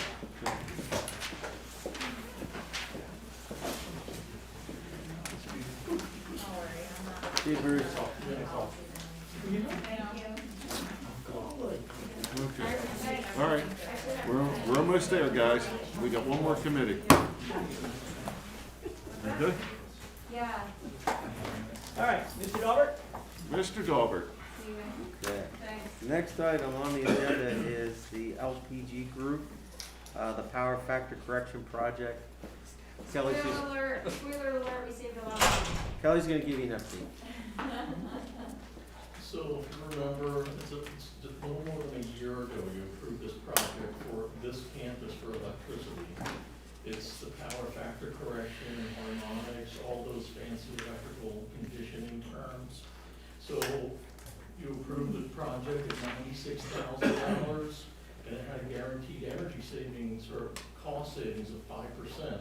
That's the 31,000 and change number. The actual numbers that came in, so they do it weather adjusted, so based on outside air temperature, you might be using more heat or more cooling, so they do a weather-adjusted number. That's the 78,000. I just wanted to know the straight comparison number for number, because there's a little bit of calculations and some fancy things that people do that weather-adjusted isn't always apples for apples. So straight consumption use could actually save 58,000, which comes to about 9%. Guaranteed was 5%, or you get your money back. We actually achieved 9% with straight, and it came to about 12% with the weather adjustment. So we actually overachieved the estimates, which is good news. And we definitely saved 58,000. If you want to look at it weather adjusted, we saved 78,000 for this campus electric consumption in the last 12 months. And the So project 2 years itself more, cost right? 96,000. Yeah. Correct. And they Awesome. projected a payback of about 31 months, and it looks like we're going to be on target to be less than 2 years. Less than 2 years, yeah. So That's another awesome. year would have paid for itself. Yeah. Great, Like thank that. you. So do we, so considering this is what the savings is and the cost is at the high school, is that something that we want to duplicate at the other buildings? Something we should certainly look at. The only little piece of this that makes me want to look at a little bit longer is we had the COVID shutdown. So there's still some energy savings in the shutdown piece. I'd like to see a little bit more time and comparisons, but we certainly didn't use this building at full capacity, so there was some savings in that. Well, it's interesting, and maybe I'm not understanding what you mean by weather adjusted, because that's why I would have expected that weather adjusted would have been lower because our weather hasn't been as poor as it was before, and so if you're comparing based on the weather, how things should have been, I would have thought that our savings would have been lower based on that. Right, so they look at, say, whatever day of the year. If it's 20 degrees average temperature for today, they look at a year ago, was it warmer or cooler? So if it was warmer, we would have used less heating. If it was in the summer and it was hotter, we would use more electricity for air conditioning. So that's their calculations they put in the mix. Again, that's why I don't always want to see the weather compensated version. I want to see exactly what did we see. Actual, yep. Just real numbers. So yes, it fluctuates, but there's fancy formulas that go into this. And Right. I'd rather see the straight day by day, month by month comparison. Did we condition space less over that time when people weren't in? We did shut down during those periods, although we have to run systems so we're not getting mold out of control and those things. But we didn't have the load of 2,000 kids in the building, so that's a definite impact. So even if that number is a little high, it's still a pretty good number. Right, it's almost double what they It's suggested. double what they Yeah. promised us, yeah. That's why I'm wondering, that's why I'm thinking the sooner the better for the other building. The next one, if I'm gonna recommend one, would probably be Central. It's another large building, it's fully air conditioned, so that's kind of the low hanging fruit. If we're gonna look at the next one, that's what I would look at next. So, I can certainly get pricing on that, so whenever you're ready to pull the trigger, you can entertain those costs. you said you want to let it run a little bit longer to make sure that the savings are, following the same trajectory, right? How long you want to let it run? I mean, We're still not back to 100%, but at least we can look at it. I think if we go through the summer, okay. another 6 months or so, 6 to 8 months, I think we would have a fair comparison.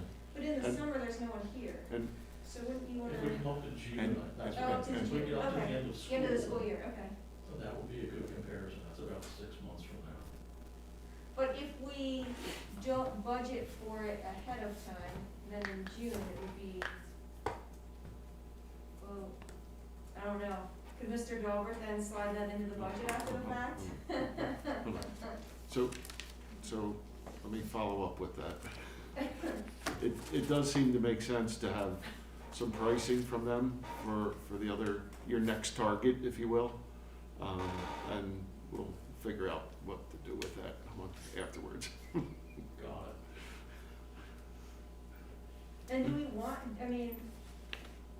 wanna just do, like, we could just target the 3 middle schools too, because they're the 3 next biggest buildings. So North is already part of this campus, so it's just South and Central Right. and one Right, side. it's only the Oh, other so two. north, oh yeah, that's right. Remember the Yeah, I power do feed remember that. we just Yeah. talked about? Yeah, I forgot about that, yeah.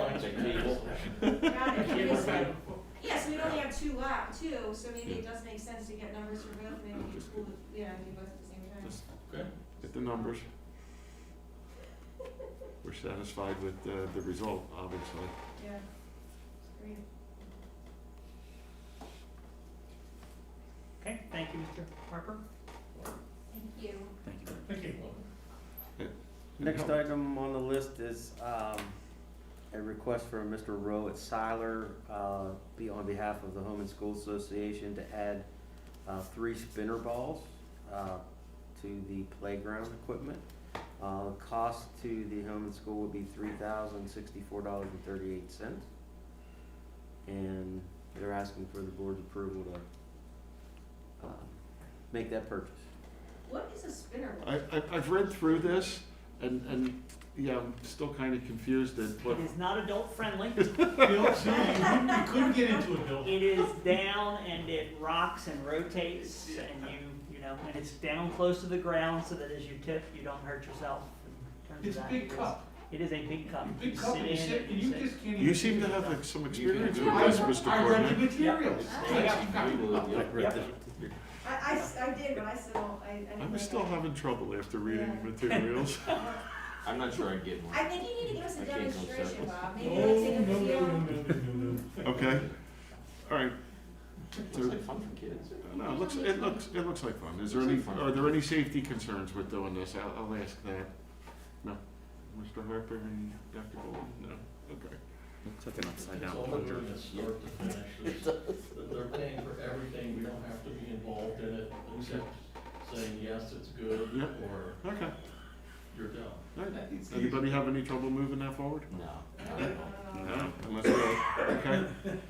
Obsolete items. All right, Mr. Dahl. obsoletes at Sellers and Dibler, we have, or sorry, Sellersville Elementary, Dibler Elementary, we have the library weeding logs. At Grass, we have some old cabinets, wardrobe storage. We'll go to public surplus and scrap on that. The weeding logs will go to public surplus. And at the high school, we have various equipment. We're gonna recycle a microwave that's broken and just needs scrap. And we also have a library weeding log at the high school that we'll send to public surplus, so Okay. that's it. We'll move those forward. Okay. And with that, that's the end of the agenda. The next facilities committee meeting is scheduled for February 8th. Is there There is no additional public comment. no at this time. additional public comment? Everybody Okay, wants to so we can move right into our next committee meeting. That's where I look. Policy? We're watching the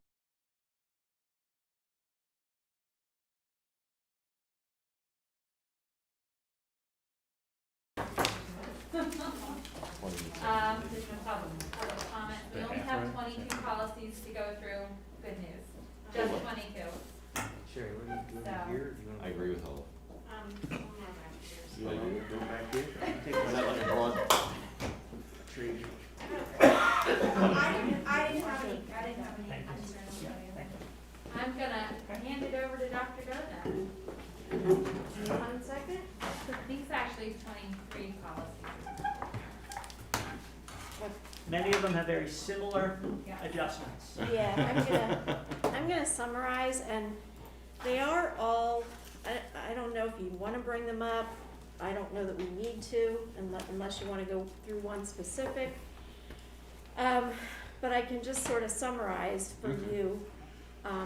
Policy 003 functions, that we had prior conversation about, and that's just a small change on page 3 of 4 about the plan for reviewing policies.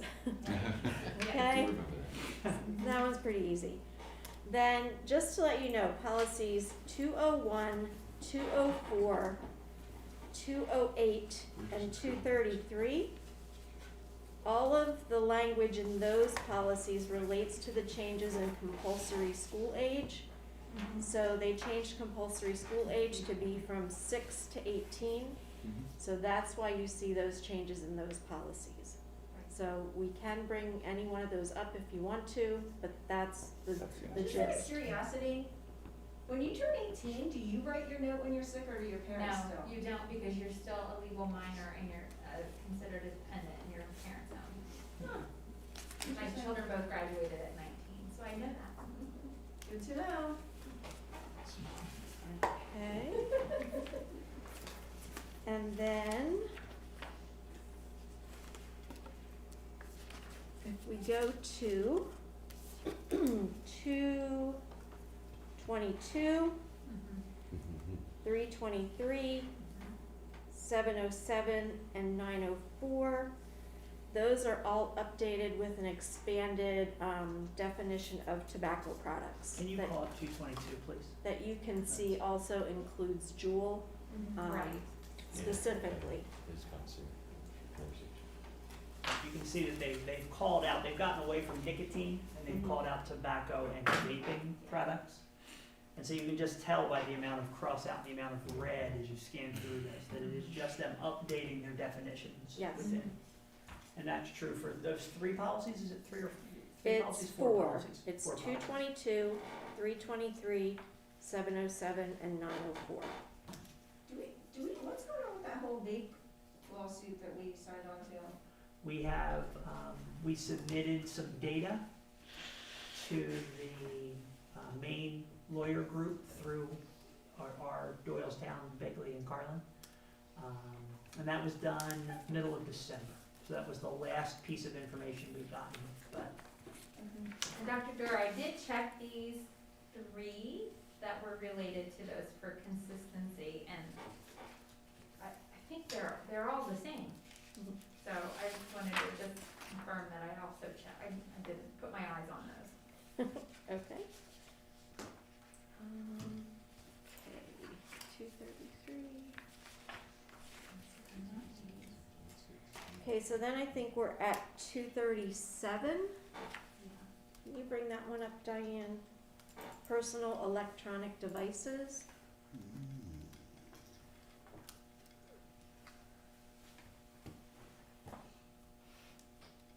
Give me 1 second.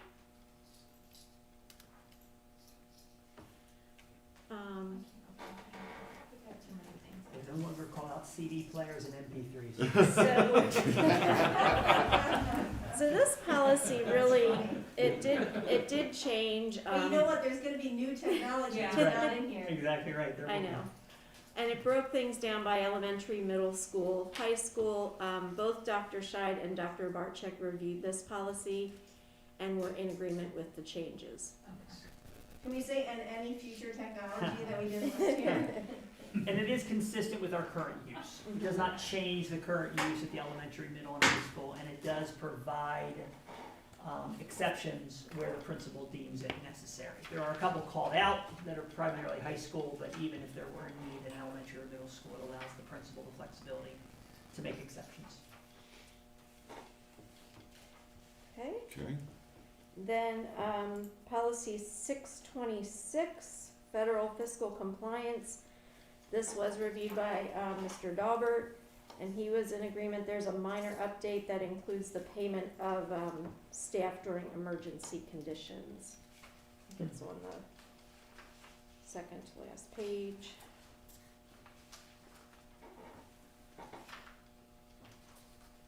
Any questions about that one? Okay. Policy 805.2, school security personnel. And this policy was reviewed by Mr. Gallo, and he is in agreement with the changes. And this just really, it just provides some more definition related to school police officers and guidelines. So are there any questions about this policy?